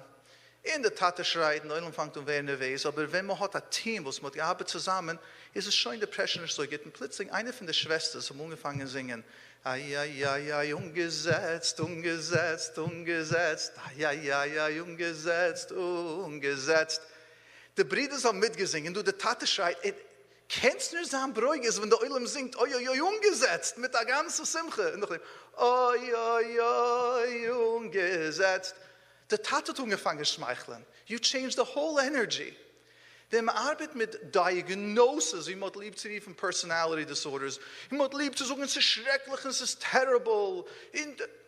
Wir können arbeiten mit allen Sachen. So, ob du willst tauschen das Wort von Personality, es ist ein schwerer Mensch, mitgemachte, traumatized. Ob es macht es geringer, you're lowering the pressure. Ich habe doch so ein Secret. Das heißt CBT. Das ist schon eine Method of Therapy. Man rief das, tauscht die Werte, kick es anders, und es hat eine ganz andere Feeling zu dem.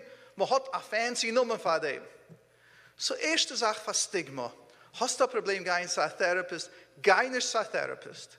Geh zu einer, was hat Experience, wenn man es umgesetzt eine lange Zeit. How does that sound? Ich kann doch sagen, also habe ich gegangen zur Therapie. Ich bin nicht gegangen zur Therapie, weil ich darf Therapie. Ich bin ein Therapist. Ich habe so viele Tage auf dem Kopf. Ich gehe zu das Yisroel den ganzen Tag. Meine Voice Messages und meine Text Messages kommen um Nacht, eine ganze Zeit, 3, 4 in der Früh. I'll show you mama's messages. That's why I went to therapy. Ich für die ersten 6 Geduschen mit ease my emotions, mein Guilt, also ich weiß, der Therapist darf gehen zur Therapie. Geht, no problem. So lassen wir erst zerbrechen Stigma. Keine gehen nicht zur Therapie. Geh, weil das der Bruder, eine Schwester, was hat ein Problem und der will sei helfen. Break the stigma. Und das ist cognitive therapy. Change the Weg, wie soll die kickst das um. Change your thought. Now, oibens kämen verstehen, dass man geht nicht zur Therapie, weil ins haben wir ein Problem. Chas verschum soll ins haben ein Problem. Jetzt lassen wir reden wegen einer Pur von der Diagnosis, was einer, was hat Experience, kann dich helfen. Und wenn ich rede Experience, ich rede von einer, was hat Experience in College, wie man hat 2 Jahre Supervision in College, man hat 2 Jahre Supervision in der Internship, so dass 2 Supervisors für 2 Jahre. Nachdem, wenn sie arbeiten, einer, was hat Experience in License, hat man noch 3 Jahre Supervision, gewöhnlich von 2 Therapists, auf jede Sache, was du arbeitest. So pushet euch betracht, wenn man hat einer, was hat ein Gefühl zur Therapie, Hat sich ausgelernt, specifically wie man soll können helfen, einer, was ist umgesetzt, oder einer, was hat Meure, oder was einer fängt sehen Sachen, oder was einer, was ist schon in 4 Wochen, als schläft nicht bei Nacht, oder es ist du einer, was sie schreit, und sie hat Meure, wie sie hat Meure, Shalom, geht kidnappen die Kinder. Es ist du Menschen, was gehen zu College, pushet auszulehnen, wie zu arbeiten auf die Kiddes. Und nicht nur lernen sie Theories, sie practicen es. Und wenn du practicest es, was geschieht ist, man bekommt Experience. Und wenn man hat Experience, bekommt man mehr Experience, man arbeitet auf mehr Cases, und du hast Supervision von Menschen, die haben Experience. Und wegen die Menschen reden ich, als man soll gehen. So, ob du hast Traurigkeit, bist nervös, Pchudem, hast Pchudem zu gehen zu einem Doktor, hast Pchudem finden, fliehen. No problem. Man rief das nicht Anxiety. Aber willst du bleiben stocken? So, willst du die Kinder sollen es haben? So that's the first step. First step is mental health. Zu zerbrechen, das Stigma ist, pushet, hast eine Schwierigkeit. In dein Leben wollt gewesen besser, ob du hast nicht die Schwierigkeit. That's step 1. In this step ist du noch eine Kid, was mir redet nicht das Sachen, ich weiß, was mir redet, weil der Oilem schickt noch Messages, und ich bekomme nicht so viele Messages wegen dem, aber ich helfe in Hatzulen, ich helfe in Bikacheulen, was man bedarf arbeiten wegen dem, und das ist Schizophrenia, und man redet gut nicht von dem, in Bipolar Hatzul ist busy mit dem Asach, aber zu der Therapist geht man nicht so viel, nur wenn von der Hospitalization. So, we'll just übertachen die Werte, und pushen die Werte, in Oi me geht zur Therapy, let's change the word therapy, weil man zu brechen das Stigma. Oi me geht zu einer, was hat über 2 Jahre Learning, wie soll das ausarbeiten, mit noch 3 Jahre Supervision, wie soll man handelt es, ob eine kann nicht schlafen bei Nacht. Und man redet nicht schlafen, weil aus Tages wegen Panusse. Man redet full of energy. Mamisch, die kann springen in Gassen, hat zu tun, so wie ein Schicker im Pirem, die hast der Keuch die ganze Zeit. In der Redst, in der Suchst, in der Kimmst. In der Bespuche weiß es, in die Sachen geschehen nicht plötzlich. Man sieht, es geht duschen, es baut sich auf, man redet Sachen, es ist funny. Oder wenn einer fängt an, hören Sachen, was nicht du. Man hört Eizes, man sieht plötzlich Sachen, was nicht du. Zu wissen, als ob der fängst es und sehen, pushet redet einer, was hat Experience in this area, weil es ist du. And you can deal with it. Nachdem ist du die famous Sache, was jeder liebt zu reden. ADHD. It's okay, weil es ist Kinder. Man hat eine ganze Drusche wegen ADHD. So ADHD pushet kann es nicht behalten, weil man sieht 20 Kinder in einer Klasse, na jeder sitzt schein, und der ein Kind springt, und kann sich nicht fokussen, er kann nicht ziehen, und macht Zures, jumpt, springt. So, lassen wir es nicht riefen ADHD. Lassen wir es pushen riefen, einer hat eine Sache-Energy, und hat ein bisschen Schwierigkeit zu fokussen, zu konzentrieren, wie andere Kinder, und wir können ihm helfen, mit Hashem. So du hast Sachheizes, Sachtricks zu dem. So breaking the social fears, von kein Therapist, number 1, kein Schwadir. Kein Zweite. Number 2, geistliche Therapy. Geist pusht da durchreden mit einer, was hat Experience, in licensed Experience in dem. Die dritte Sache ist, wenn du wirst der Silence andere als der Geist, wirst du sehen, wie viele Menschen gehen sich aufmachen zu dir. And it'll be very interesting when you experience that. Jetzt lassen wir gehen zu der nächsten Schale wegen zu brechen Stigmas. Schale geht so. By the way, Rabbi Nachum, maybe wilt kennt ihr nehmen am Mic und mithelfen. I am very comfortable mit der Chabir or anyone here if you like. Kann man heranfragen.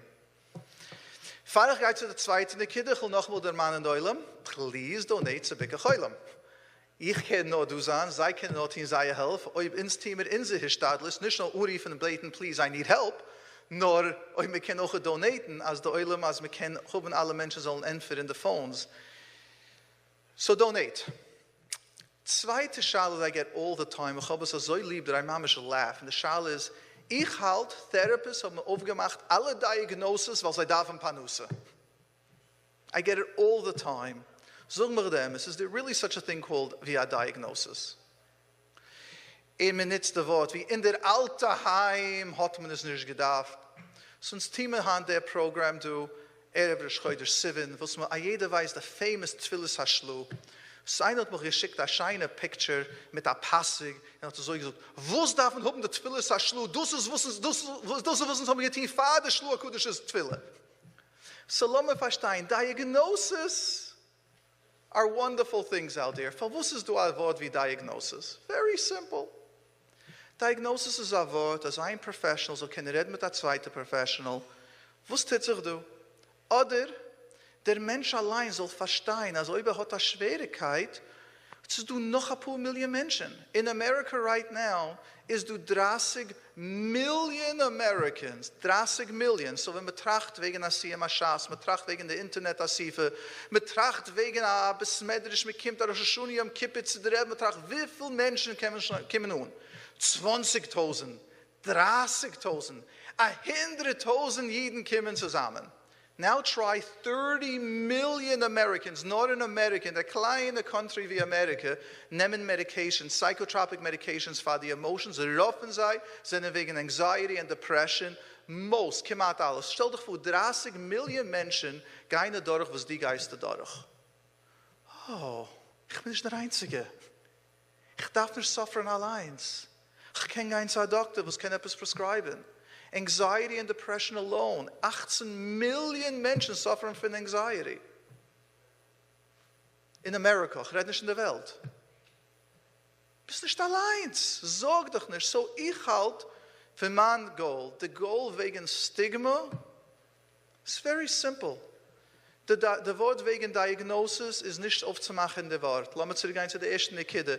Oi, du bist traurig, und du hast nicht nur von einem Spruch, wo der Bruch was da ist, du hast nicht nur von deinem Panus, was da ist, du hast nicht nur von deinen Kindern, was da ist, du hast nicht nur von den Eltern, was da ist, du hast nicht nur von der shiny, beautiful Tag, was es du. Hast nicht nur, wenn es regnet, und wir sind ganz depressiert, oi, es ist ein schlechter Mut, und du kennst nicht nur, wow, alles wächst.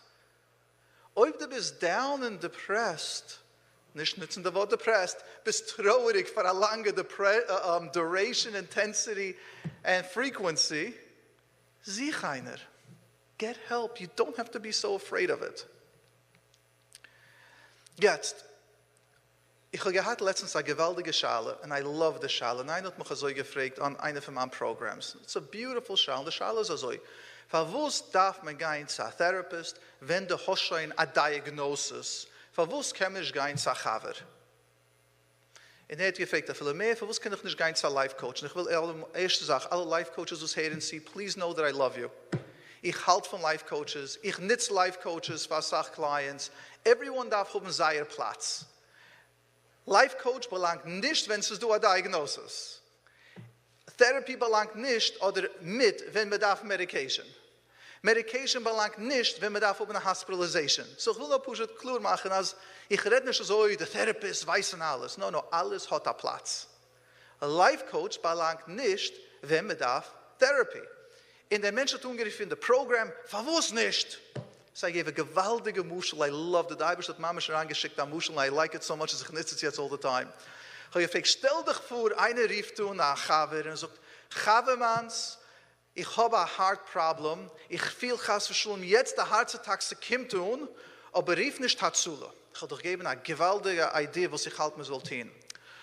Ich habe gehört, als Exercise, Cardio, wenn man läuft auf ein Treadmill, ist sehr gut für ein Herz. Cardio built the heart muscles. So beschaß einer hat einen Herzattack, lassen wir anrufen jetzt den Gym, lassen wir machen sicher, dass man hat den besten Gym-Instructor, der beste Exercise-Instructor, was geht doch machen, laufen so schnell, was geht garantieren den Herzattack in 30 seconds, lassen wir ihm gehen, weil man weiß, Exercise ist gut für das Herz. Wolltest du gesagt, Idee? Oder wolltest du gesagt, Hashem Yishmo, die rief Azule, die sagt the signs of a heart attack, die sagt es a medical condition. Oi geht man laufen mit Paramedics, oi geht man schon ungreiten schon in the emergency room, als noch Fahme ist umgekommen, they're going to rush and get you there. Dieselbe Sache ist mental health. Oi ich kann a zweite Yesod übergeben von der Reulam, und das ist also mental health hand, is a medical condition. Wenn ich rede medical, ich meine, das heißt schon serious. Sie kann Tages an serious. Aber was ich will klar machen ist, als so wie in der medical system, man versteht, dass man darf gehen zu einem Doktor, was ist ein Expert, einer, was ist ein Expert in the hands, immer hat ein Problem mit der Herz, geht der Expert doch sagen, please geht zu einem Cardiologist. Und einer, was sagt, expert in cardiology, aber einer hat ein Problem mit dem Magen, wollte gesagt, please go to gastro intern. So lassen wir verstehen, gedenken, verstehen. Mental health hand darf man eine, was hat experience in training in this area. Therapists haben das nicht aufgemacht. We can't get 30 million people to take medication. Ich kann nicht rumkommen zu so vielen Menschen. And noch, if anyone ever worked mit einer in debates, say, please neem medication, oh, was ist wie schwer es ist, soll sich geschehen. Wie viel geduschen von Therapie, bis man kommt tun. Wie viel will man prescribe medication, man nimmt es nicht tun, afille. Wie viel man geht zur Therapie, was versteht versteht gar nicht. So, bis man es gereiht in der Therapy Office, man soll sich aufmachen, is a process. So, noch einmal, zu verstehen, Therapy is wie ein medical process. Ob die Wolfsburg gegeben medical advice für einen mit a heart attack, please don't give advice for the emotional health. Jetzt kommt der große Schale. Man sieht, ich habe früher gesagt, dass ich rede aus mit der Chavemans. And it's beautiful. Und darüber habe ich mal so gewähnt. Es ist ein Platz für ein Life Coach. Es ist ein Platz für ein Chaver. But if die hast a diagnosable problem, reden sa Chaver, ist so wie man schickt einen, was is having a heart attack, to an exercise instructor. Chas v'shulam, geht es machen a sach ege, especially if du suchst them, I need to build my cardio. Oh, sicher, I'll help you. So that's one step. Jetzt du noch ein Step, was ich will mal so sagen, was Therapists sind ein bisschen anders wie Life Coaches und wie Chavayrim, und wie Askunim. Ich habe ein Problem mit Askunim, weil ich halt mir davon eine Sache mehr Askunim. Man darf noch eine Askunim, was arbeitet mit Therapists. So man arbeitet zusammen. Mit Hashem, ich halte bei Gechoyt, es can be one of these organizations, was geht es kennen, zusammenstellen. So ich halte, as therapists are limited, was uns kann tun, und man will nicht in gewisse Jobs. Aber ob ein Therapist kann mitarbeiten mit einem Asken, mit einem Life Coach, mit einem Nutritionist, damals kann man Sachen weiter umkommen. So I just want to clarify, noch einmal, ich sage es über und über, es ist ein Platz für Therapy. So lass mich pushen geben am Muscheln zum Martisch jetzt gehabt, ein ganzer Panel wegen Addictions. Kann man vorstellen, wie so ist, eine, was wacht darin, hat doch ein gewisses Trauma. Lass mich sagen, er hat gesehen, ein Car Accident. Ist dort gewesen mit der Puchaweirem. Everyone is okay. Aber der Bucher, der Engel, der Meidl, whoever you want to be, hat es genommen persönlich. Und kann nicht schlafen bei Nacht. Und kann nicht studieren, und hat nicht in Gedurem in Yeshiva. Und die Eltern fragen, was sie? What's wrong? Was ist so tired, kid? You are learning so good. Was ist geschehen? Und plötzlich sagt, ich weiß nicht. Weil Oibe wird sagen, saat jene Car Accident, ich habe Meure, ich habe schon Meure, etwas geht geschehen zu Mami und Tati, ich habe Meure zu gehen auf den Schoolbus, ich habe Meure, wenn ich höre, als wir gehen zu den Bungalow Colonies, wir fahren lange Wege, wir gehen zu Kanada, ich habe Meure, wir gehen fahren zu Yisroel, wie zu sollen sein, ich habe Meure, wo wir dort sein, und Oibe ich sage es, das meint sich mit mir schicken, weil alle meine anderen Chawaii haben nicht kein Problem. So jetzt halt man es in der Weinig. Und jetzt der Kind kann nicht konzentrieren. Und jetzt trachtet, es wird sein, lag bei euch mit Trip, und trachtet schon, und sorgt wegen dem Sickes-Zat. Wie viele Menschen, wie viele Teenagers, ich habe gearbeitet, sie haben ein Pachet, sie haben Meure, wegzuschlafen von der Heim, sie können nicht gehen zu Camp. Schon 10 Jahre alt, sie gehen nicht, und sie sorgen, was will ich tun, wenn ich was an 14 Jahre alt, ich will missen gehen zu Camp, sie schlafen nicht bei 10.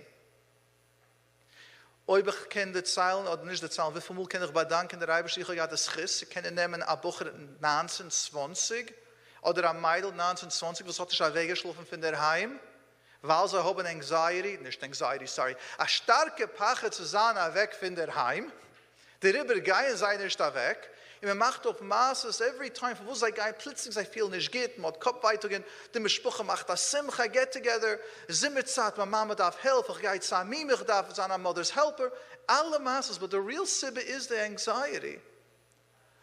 Aber ich kenne es nicht, the silence anyone, so jetzt bin ich ganz allein, so jetzt, Wenn wir jetzt zu der Askin oder zu der Life Coach, man redet nicht, man empfiehlt nicht, man sucht nicht alle Secrets. Weißt du, wie viele Sessions sie nimmt bei Therapists, sie können kreieren the safe space, als ein Client soll sich aufmachen in der Zeilen, wo es bei ihm ist, was tut sich innenweinig? I can tell you wie sad es ist gewesen, als etliche Mal gehabt, Clients mamisch a Jurzat namens Shame. Da willst du reden wegen man Shame, wegen man Embarrassment. So, ich heiße der gute Therapist, und ich kann schnell umkommen. In wie viel Mal es ist gewesen, schwere Cases, es nur noch a Jurzat, so haben sich aufgemacht. In seiner Zahl, wie viel Mal sie haben gewollt reden, wie viel Mal sie haben gewollt erzählen. Und ich habe viele gebeten, I know something else. Und man sagt, nein, nein, nein. Und nachdem kommt die Guilt, und sagt, oh, du hast gestimmt noch einmal, then I would have opened up. You know. But let's stay focused. Das Problem, die Schwierigkeit, ist, wenn man geht sein, was hat nicht Experience, was rief holding space, sie können sein ruhig to go through the process. Ähnlich zu dem. Therapy is so wie a surgery. In bald gehe ich masbezan as nein, if you're not trained, for the oil was here to verstehen, I'll just explain a bit of the systems, also wie man geht ran in a surgery room, in der Operation, soll man verstehen, the tools, was es do, zu verstehen, dass man versteht nicht. Ich will ein bisschen reden wegen Skills, was Therapists tun, was es nicht, man redet es aus, man schmiesst es aus. Ich habe gegeben an Eizer. No. Therapy is very deliberate mit der Prozess. Nochmal, die was verstehen in der Mahalach und was haben Experience in dem. Aber es ist ein Mahalach, wie wir können tun. So let's understand for a moment. Der Mensch, lass uns sagen, der Buche, was ich gearbeitet, 18 Jahre alt, 19 Jahre alt, hat ein Pachet wegzuschlafen von daheim. Immer fängt an, was tut sich. In der Zeit, alles ist perfekt bei mir. Push the Pachet, I don't know why. All right. So man fängt an stippen ein bisschen. Wenn es sich ist angefangen. Habe ich keine Ahnung. All right. Ist du andere in der Sprache, was haben nicht? Die ja soll ich wissen. Und man fängt alle evasive answers, wie man das zahlt, gar nicht. So dann sagt man, no problem. Lass mal gehen, wie willst du gehen? Was willst du reden? Für was bist du? Ich will wegnehmen die Anxiety.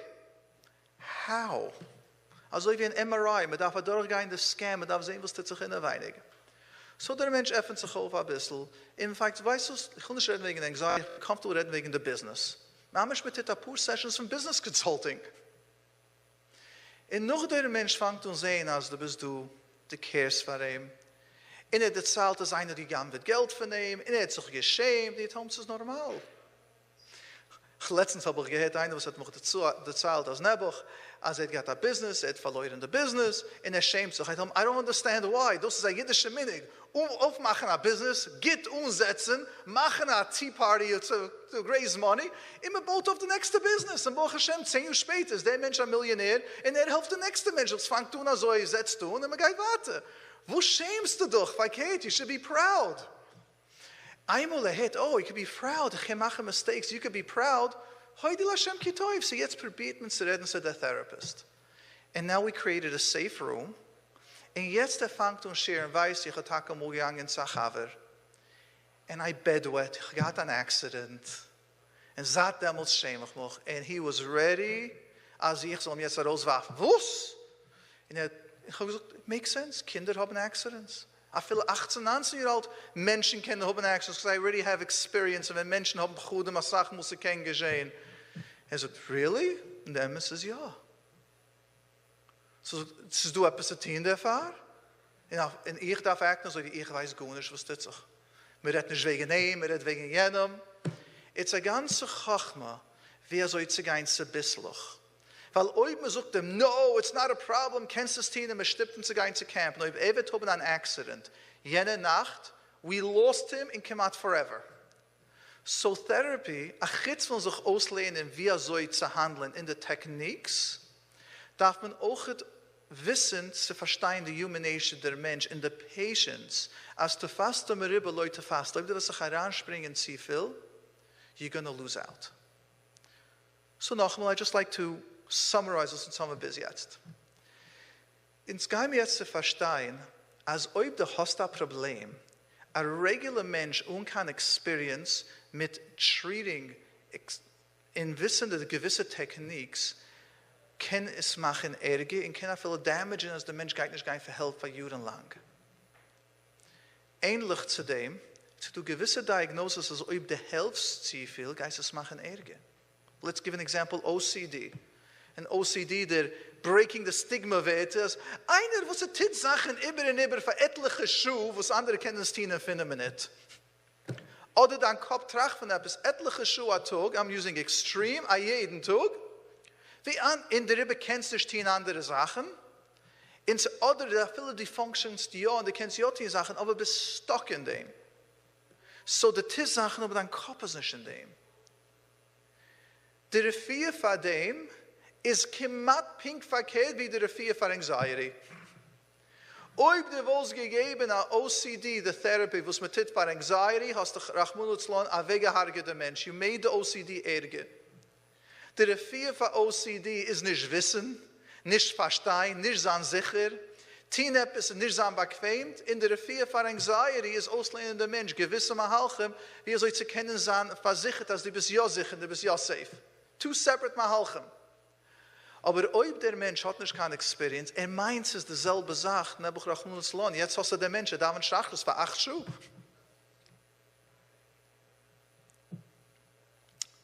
So this step wegen der Stigma, zu brechen das Stigma ist, man will kein licensed therapist.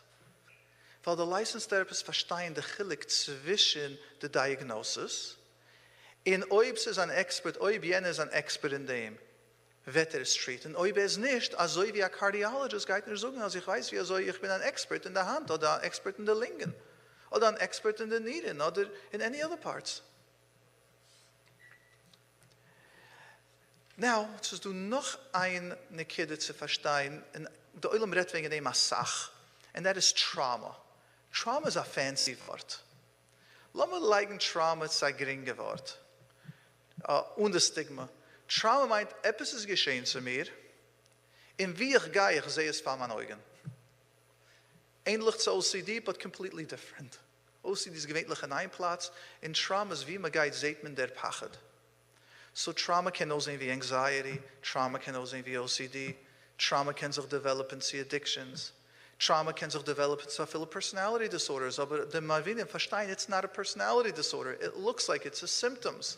Efter geht mit Takatin dieselbe Therapy, mahalchem ist zu helfen der Mensch, aber es ist nicht. Man darf wissen, wo ist die primary diagnosis und wo sind die secondary diagnosis. Und ich finde, man weiß, was ist der Iker und wo ist der Tuffel, darf man wissen, kann man arbeiten jetzt auf der Iker oder erst darf man arbeiten auf der Tuffel. Ich habe letztens gesehen, einer, was suffert von Anxiety. The therapy-resistant diagnosis is OCD. So darf man erst arbeiten auf die OCD, kedai noch dem zu arbeiten auf der Anxiety. Einer, was hat nicht Experience, was hat sich nicht ausgelehnt im Mahalchem, was versteht nicht, was hat nicht gearbeitet, Mensch, probieren, lass mal try this and that, Geister Rachmunutzlan machen der Matze Werke. So ich bete der Eulam, am I giving a little mental health awareness und zu brechen das Stigma, von was wir können sich allein ziehen? Just shake your heads, Chavra. Or no, ich kann auch nicht handeln an ein. All right, the Olam is over here busy answering phones. Nachmal der Mann, Chavra, mehetzi, everyone, please donate. We're not going to say any numbers, but any number shikaran, call right now, and please donate. Donate. Darf ik een darf de geld water te gaan. Now, how long do I have? Because I lost track of time. All right. No, I'm good, gleich. So trauma, wenn einer hat Trauma, lassen wir es geben an Muschel für Trauma, wo das kann develop into OCD to almost any diagnosis, especially to personality disorders, was the Olam is sehr busy mit handige Tag. I'll explain it to you why. Stell dich vor, ich esse etwas, und sie wird stuck in mein Hals. So oi me kann ich utamen, der Mensch stirbt. Regular me esst, me schlingt. Aber stell dich vor, es ist stuck in der Hals, als es ist genug, als man kann utamen, aber man kann auch kaum utamen. Kann der Mensch jetzt arbeiten, wenn man fragt, dann please rief 10 Menschen, man hat einen Asthma-Attack, man probiert zu utamen. Jetzt sah Mama in Kocha 5 Kinder, oh, ich kann es noch nicht, jetzt ist der Tate. 5 Kinder riefen und der Magetschier riefen und der Tate rief und probiert zu haben, man tut ihm. Und jetzt, keiner sieht es nicht, weil man hört nicht, man rief ihm jetzt a lazy good for nothing. Ist allemal gewesen lazy. Wenn man getan das Schiddig, ich habe gesehen auf dem Puhnen, man sieht nicht, was darf tun. Der Meidl, sie hat Gastnegert, Grud in Schäferbruch, es hat sich gewollt sein bei der Schwieger jeden Nacht für etliche Schuhe. Ich habe schon bemerkt, und sie ist like, please, lass mich auf Puhnen nicht zu tun. So was geschieht als ein Survival-Mechanism für den Moich ist, ich bin stuck in Trauma, ich kann nicht schlingen, ich kann gar nicht tun, nur fokussen auf Utemin. Let's just try this, just breathe in and breathe out. Und dann noch den Buch Hashem, jeder nimmt Care, man nimmt Care von alles. Ich kann Utemin für 5 Minuten. Und er sagt, man siehst, wenn man tut alles für der Mensch, siehst wie gesinnt der Mensch ist, wenn man ist gesinnt, er kann ja, nur er will nicht. Let's stop everything. In der Mensch jetzt kann er viel nicht function. Jetzt der Mensch ist stuck in bed.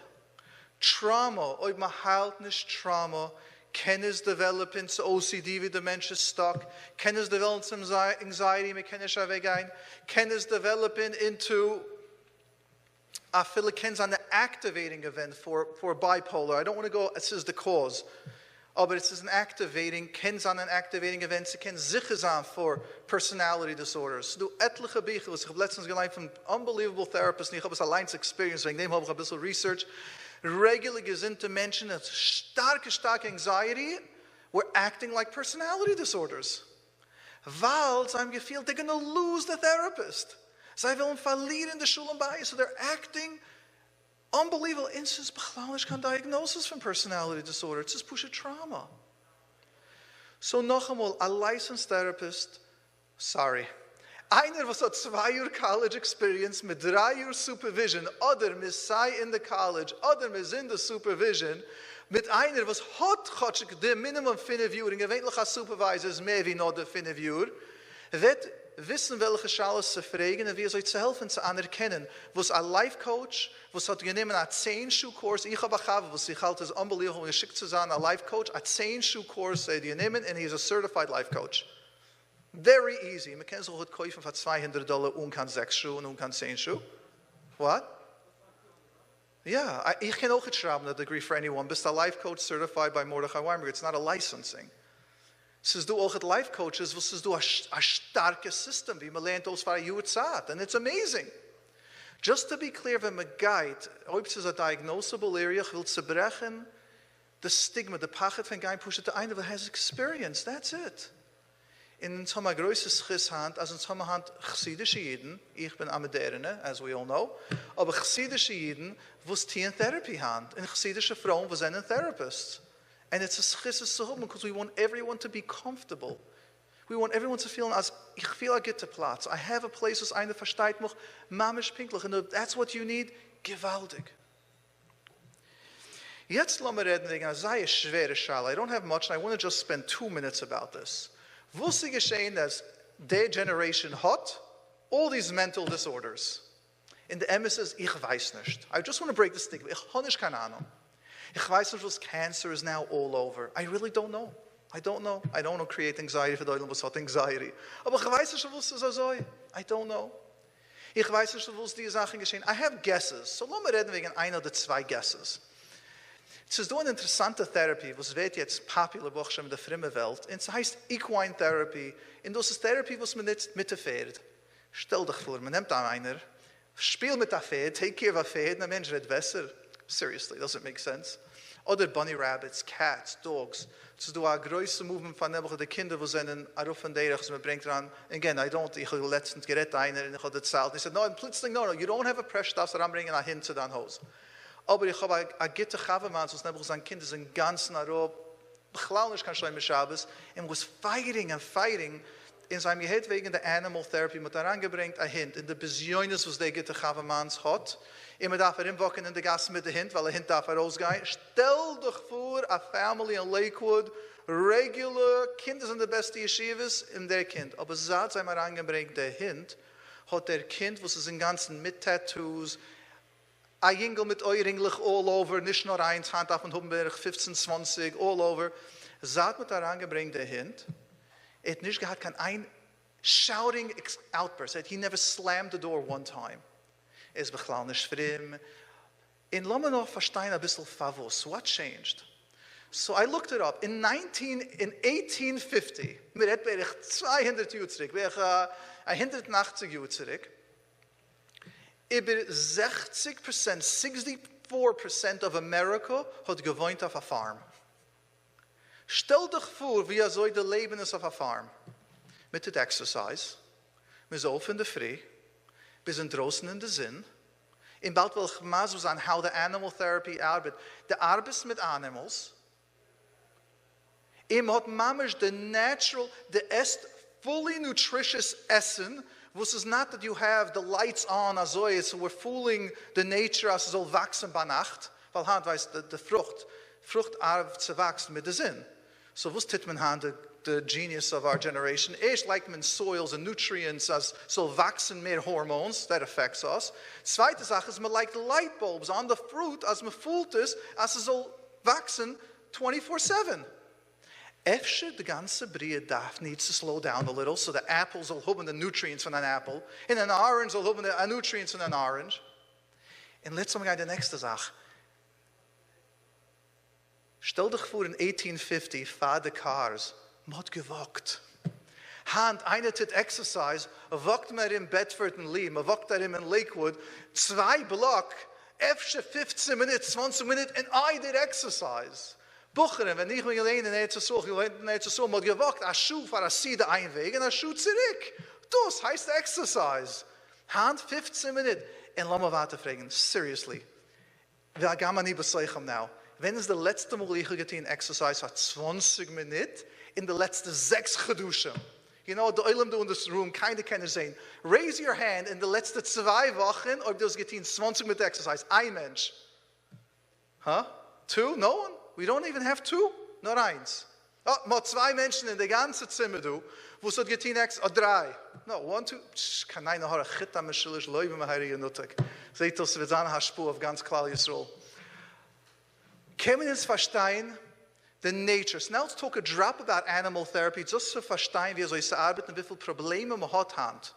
Wegen, man hat nicht die Interactions der Eiberstadt beschaffen in der Brie. Animal therapy ist so pushet. Wenn eine Mama sagt, ein Kind, geh schlafen, ein Bucher, geh schlafen, weißt du, was sagt, Mami, in die bist jo, für so spät? In der Tate sagt der Bucher, schrei eine Stunde Geschwister. In der Bucher sagt, in Tati, in die kannst jo schreien. The interaction, was mir redt, das Kind schreit zurück, everyone is busy, hat man nur sich allein. Equine therapy, lass mal sagen, mit der Therapy mit der Pferd ist ein Animal, was ist very gentle. A horse feels the mensch's feelings. So, ob du bist nervös in der Art der Horse, der Pferd, geht er herimwerfen. Geht er sich beklaunisch wacken, geht nicht ganz schnell, wird nicht folgen. So, die darf sich connecten zu der Pferd, und du darfst da gehen, darfst ihm glätten, und darfst anfangen reden, die geht der Pferd, good Jose, good Nicey, Mikey, yeah, you're so good, I like you. Und er geht, macht alles an, und er ist noch als Bräugis, weil er ist ein Animal, was Animals wasen die Emotions, und du darfst sich beigen, du darfst sich wasen, okay, jetzt gehe ich, dann Feelings is good mirrored in der Pferd. So wenn der Mensch sieht es, und gewöhnlich du hast einen Instructor, was ist doch Masbe, you are rough on him, das geht sie tough. Glätt ihm, sag ihm, bist sorry. Sag ihm, versteht nicht kein Englisch oder Jiddisch. Try it, I feel in emotions. Man lernt uns zu reden mit den Feelings. I'm sorry. Was? Nur a horse is the Iker. The Sibbe, wo sie bringen daran Hint, ist, weil Hint is more an aggressive animal, aber zu do gentler, so weiter. Was es geschehen ist, mit der Mischpuche, mit der Chavamans, und sie haben es herangebringt, die erste Sache, was der Kind, was der Bucher oder die Teen ist, hat er like the Hint, he got a dog, a nice favor, und er weggegangen. Und jetzt der Hint darf man rausgehen wacken. And the Hint started jumping, and the Tat hat gesagt, hey, you wanted the dog, darfst du mal rausnehmen. Er sagt, he doesn't care, so probier. Der Minute genommen, der Hint hat gelaufen zu ihm, he hugged it. In der Hintergrund gefangen laufen zu der Tier. So hat es genommen. And all of a sudden he started, das ist einer, was ist full of pain, full of trauma, was seht nicht, was tut, hat einen Impact auf der Zweite. Jetzt plötzlich seht hat genommen der Hint auf der Wach, in der Hint plötzlich hat lieb. Und automatisch, wenn hat der Hint in der Heim, redet anders zu den Eltern. Hat noch alles die Probleme, noch alles die Trauma, will noch alles die ganze Therapie. Aber was ist ja geschehen ist in der Heim mehr ein Haus. Moet je daar vragen, halloches, was ist der Halloche mit der Hint auf Shabbos? Stell dich vor, du bist Joines, a Tate geht da raus, a regular, average, litwische Mensch, sitzt in Keulel in der Früh, arbeitet noch Mittag, und mit da, warum gehen mit der Hint, nicht, sagt, ich habe eine Breire, oder mein Kind, oder das Stigma, oder ich soll haben ein Haus, wie mein Kind geht nicht sein auf Drugs, weil wird sein endlich in der Heim, weil ich habe die Joines. So, Baruch Hashem, das Stigma zerbrecht sich, und he did the choice. Aber es ist nicht gering. Ist ein Chavamans. Weint. Und weint die Nacht, wie das Kind ist nicht in der Heim. Und weint, wenn sieht, wem darf anbringen in der Heim. Weint. I don't want to make it easy. I don't want to say it's so easy. Weint. But I want to go back to them. Stell dich vor, für kimat 6,000 Jahre, was man hat der Brie, bis Technology came, der Eibisch hat was schaffen, der Brie, als jede Hose hat gehad a Key, und jede Hose hat gehad Kimat. Er hat gehad, we're interacting with nature. So, ich will wissen, was ich halt, als eine von den Sibbes, was du so viel mental health ist, we're disconnected von der Welt, wie so der Eibisch hat uns was schaffen. Ich kann nicht lieber angehen in ein System. Du hast ein System, was heißt Somatic Therapy. It's a very beautiful system. Ich habe es sehr stark lieb. Es ist gemacht bei einem, was heißt Peter Levine. Und hat ein Videoclip, wie weißt, als Chayes, sehr interessant. Sie haben also wie uns Menschen, uns haben wir extra heilig in der Moich, wie uns können trachten. Aber Chayes können nicht trachten. They have Fight-or-Flight-Mode. Und was geschieht mit der Fight-or-Flight-Mode ist sehr interessant. Lass mal sagen, ein Leib chased jetzt ein Deer, ein Hirsch, und der Hirsch läuft und macht es. He succeeded. So, die ganze Chemical-Sache, was geschieht zu der Hirsch, was geschieht auch zu einem Mensch. Und das ist der Fight-or-Flight-Mode in die Amygdala. Zwischen der Euren ist du ein Heilig in der Moich, wie wenn der Pachet kommt und Fight-or-Flight-Turns. Das sind the Hormones von Pachet, von Worry, the Cortisol und Adrenaline.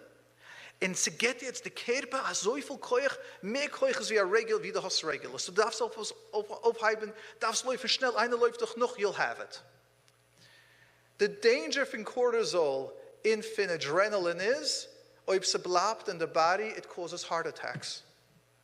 Ist es nicht interessant, wenn der Eulen wird beruhig ist, dann habe ich wie viel man suffert wegen heart attacks, ob sie bleibt in der Meuch, in der Körper? So was der Dr. Peter Levine hat bemerkt ist, als Chayes releasen der Cortisol, noch der Hirsch ist weg, man fängt sich zu schockeln, und man geht sich aus, and that's how the cortisol, the adrenaline leaves the body. Aber wenn sie letzte Mal gesehen einer, wenn man hat Meure, wenn man sorgt, als man soll haben, der Cortisol, you should release the cortisol. Everything is in us. Ich habe mal gehört von Dr. Sarno, the famous Dr. Sarno, was jeder hat lieb. Er sagt, you know who had never my patients for back pains? Sagt er zwei Menschen. Sagt er the hockey players, and I'll explain to you a minute was ich rede wegen hockey players. Er sagt the taxi drivers. So I food in Manhattan. So I hope not problem mit einer. They cut the guy right off. They get it out. They don't keep it in their body. The more business me is, the more stolz me is, it's staying in our body. So eines von der Sibbes, was ich halte, dass du so viel mental and emotional diagnosis was geschieht, nicht nur in der fremden Welt, in der ganzen Welt ist, we're disconnected from nature. Wie viel Shalom Bayis, wie viel Bucherim hat man sagt, act wie ein Chaie. We don't have the interaction anymore mit kleinen Animals, was sich herumspielen. Der Meidl, der ist so tough. Man fight mit jeder eine. Weil man fight mit der Schwester, mit einer anderen Schwester. Man sieht nur the fight. You don't see in a neutral place the connection. I'm not advocating ranzubringen any animals. Ich weiß, meine Tochter hat mal gewollt, pushed that bunny rabbit. We rented it for 2 Schuhe. Half my kinder were hiding in a bedroom just from a bunny rabbit. So I'm not advocating right now, bring around dogs and horses and was soll das sein. But ich kann pushen, ein bisschen zu verstehen, what's happening in this generation is our disconnect from nature, was der Eibisch dort beschaffen, and it was a natural healer, a natural healer. Pusche zurückzugehen, damit wegen Dr. Sarno, was sagt wegen Hockey Players. Der Eulam, was hat, was weiß von Dr. Sarno. Dr. Sarnos Mahalach ist sehr pushet. Der Eulam sagt, als ich habe starke Rückenpain, weil ich habe ein Slipdisk. Und sagt, nicht stimmt, so es gehabt ein Slipdisk für etliche Jahre.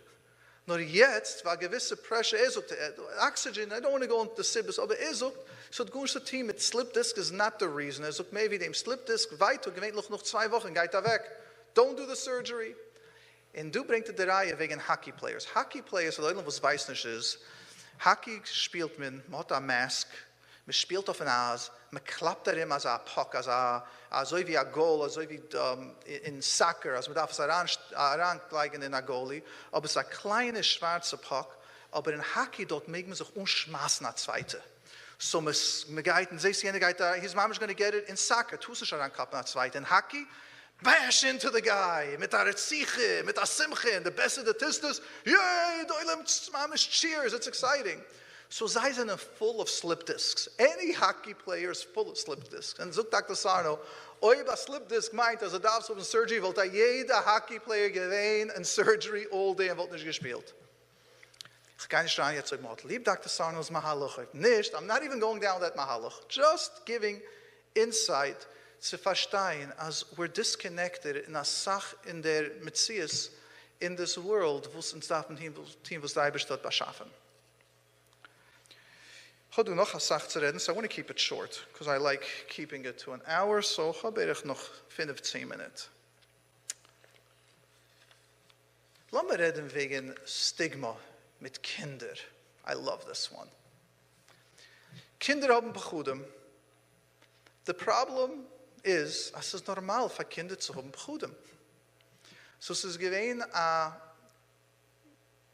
psychologist from the late 1800s, Piaget, from the famous theorist, anyone that goes to college, Leontos, and anyone that deals with kids is Piaget. He had 4 stages, cognitive development. Cognitive development meint, wenn der Moich öffnet sich auf mehr zu verstehen. Le Muschel, du kennst dich lernen in Gemurre, seit 2 Jahre alt Kind.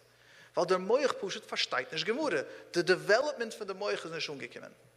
Zwischen den Ages von 2 bis 6, 7 Jahre alt, ist the stage, wie der Moich fängt sich umfangen, aufzumachen, als man fängt vielen Sachen. Im plötzlich, wie einer hat gefragt, ich habe ein 2 Jahre alt Kind, und ihr kennt geben die ganze chemisch Drusche, und man fragt, dass alles kennen. Und plötzlich war 5 Jahre alt, will nicht reden von der ganzen Eulam. And the answer is, sie ist gesinnt bei 2 Jahre alt, sie kennen nicht Meure haben, nicht Sorgen wegen keinem. Und sie ist gesinnt bei 5 Jahre alt, sie Meure haben von einer Eulam. So the stigma that I want to break, was ich will, der Eulam soll verstehen, ist, nicht every problem darf man a therapist. Sorg doch nicht, ob plötzlich dein Bucher is a little down. Sorg doch nicht, ob deine Teenage-Tochter will nicht helfen, sie will sein mit dir arbeitet. Sorg doch nicht, ob dein married couple, was hat Chasne, hat doch nicht geriefen, 5 Mal der Tag, 5 Mal der Tag. Es ist normal.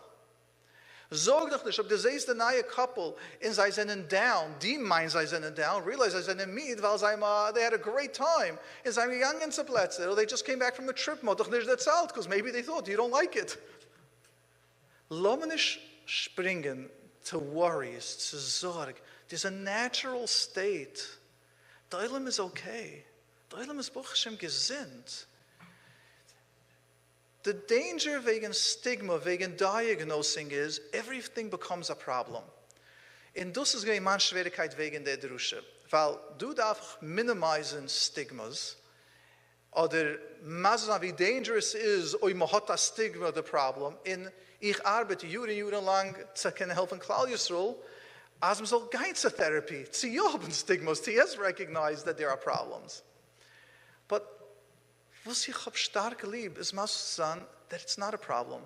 Ich habe öfter 2 Mal ein Jahr, wo ich sehe neue Clients, und ich sage, Baruch Hashem, your kid is healthy. But he's doing this normal. But don't you think medication could help? No, it's not going to help. Zu verstehen, there are normal stages, was Kinder gehen dadurch. Und ob es dann älteste Kind, frag doch noch. Ob es ist der 5. Kind, was 4 Kinder were perfect cookie cutters, und der Kind ist ein bisschen creative. Enjoy. Enjoy. Lern dich aus von dem. Be easy. So I want to break the stigma as everything, kann man nicht viele gehen zu der Melamed, zu der Magachir, kann man nicht gehen zu Mama, Tate fragen, if this is normal, but läuft schon zu der Therapist. Wie viel Mal I simply recommend a parenting workshop. Immer seht nissim in the fluis. So, ich will klar machen, the parents are not to blame. Very clear. I will get a gewaltige Muschel from einer, was ist Masbe, wenn man arbeitet mit Kindern, man schickt ein Kind zu einem Therapist, und fragt, what's wrong? Ich habe 6 Kinder, everyone's successful, der 7. Kind, oder ich habe 10 Kinder, oder mehr, and this one's the problem. I want to break the stigma, als as you did anything wrong. You didn't. The Muschel was gehört, Rabbi Nachman, you could tell me, I forgot her name. What's her name in Relief that deals with the kids? I heard it from her. Ricky Schwartz. So sie hat eben am Muschel was geht Juren zurück that I really appreciate. Und sie hat maßgemein zu den Älteren. Boch Hashem, das sind 10 Kinder. And everyone could eat well. And ein Kind is allergic to wheat. Is es dein Schild? Is it your fault? No.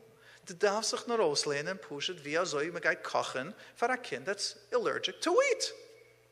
Wie kommt daran der Stigma? Nochmal mental health. Es ist mein Schild. Es ist mein schwieriges Schild. It's all her fault, weil she was mixing in and sie ist eben der Kind ruten, der Spruch in jener Saat. The diagnosis, the judgment, the pressure. Dein Kind is normal. A jeder hose, the größer the hose, the more likely you're going to have issues. Welcome to the world of living. The beauty is, you're going to do that, and you're going to have it, Metz Hashem, bis der letzte Tag, bis der letzte Neshima. This is the good news. The bad news is, wir müssen arbeiten auf dem. That's simple. Let's break the stigma. Kennst kein Therapist, aber du haltest es ja der Platz for a lot of the life coaches, for the parenting experts. Wie viele Clients ich habe geschickt, wenn sie haben gehabt Issues mit seinen Buchern oder mit dem Mädel, habe ich geschickt, please guide to dann sehen Sie Melamed, oder wer hat versteht to mental health. He's one of my big mission statements, one of my big things I'm pushing for the last 2-3 years.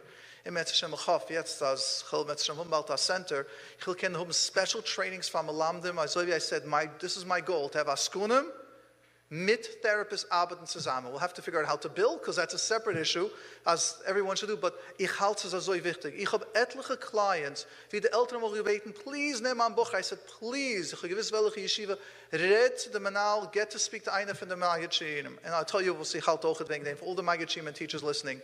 I get a therapist hand, I don't say get, I tire a therapist hand, is about $200 for 45 minutes. Ich bete, please get the Magachin, or $100 for ein Schuh.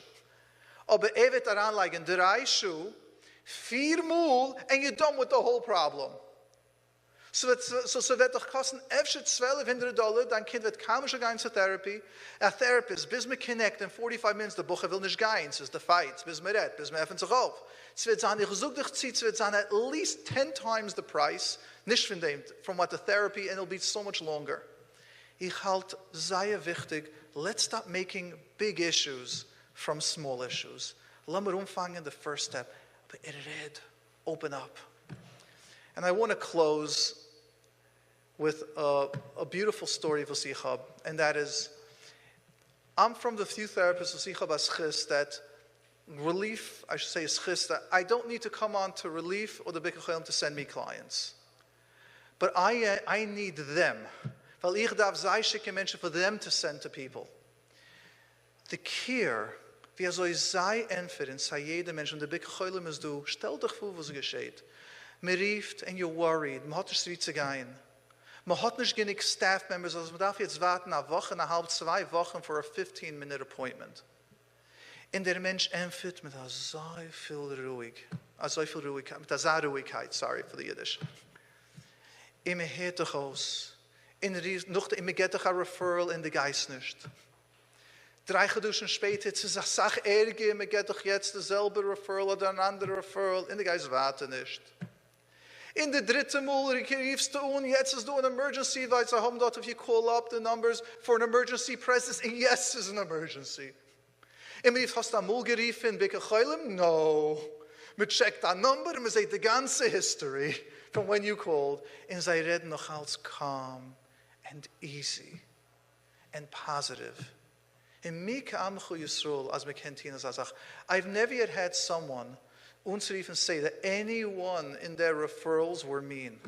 Anyone wasn't understanding. In Mahot, and I'm going to plug over here, the Olam Adav donaten, weil sie haben dort referrals for eating disorders. Sie haben dort referrals for Kinder. Sie haben referrals for the hospitalizations. Sie haben referrals for addictions. Sie haben 15 Menschen just for the regular adults.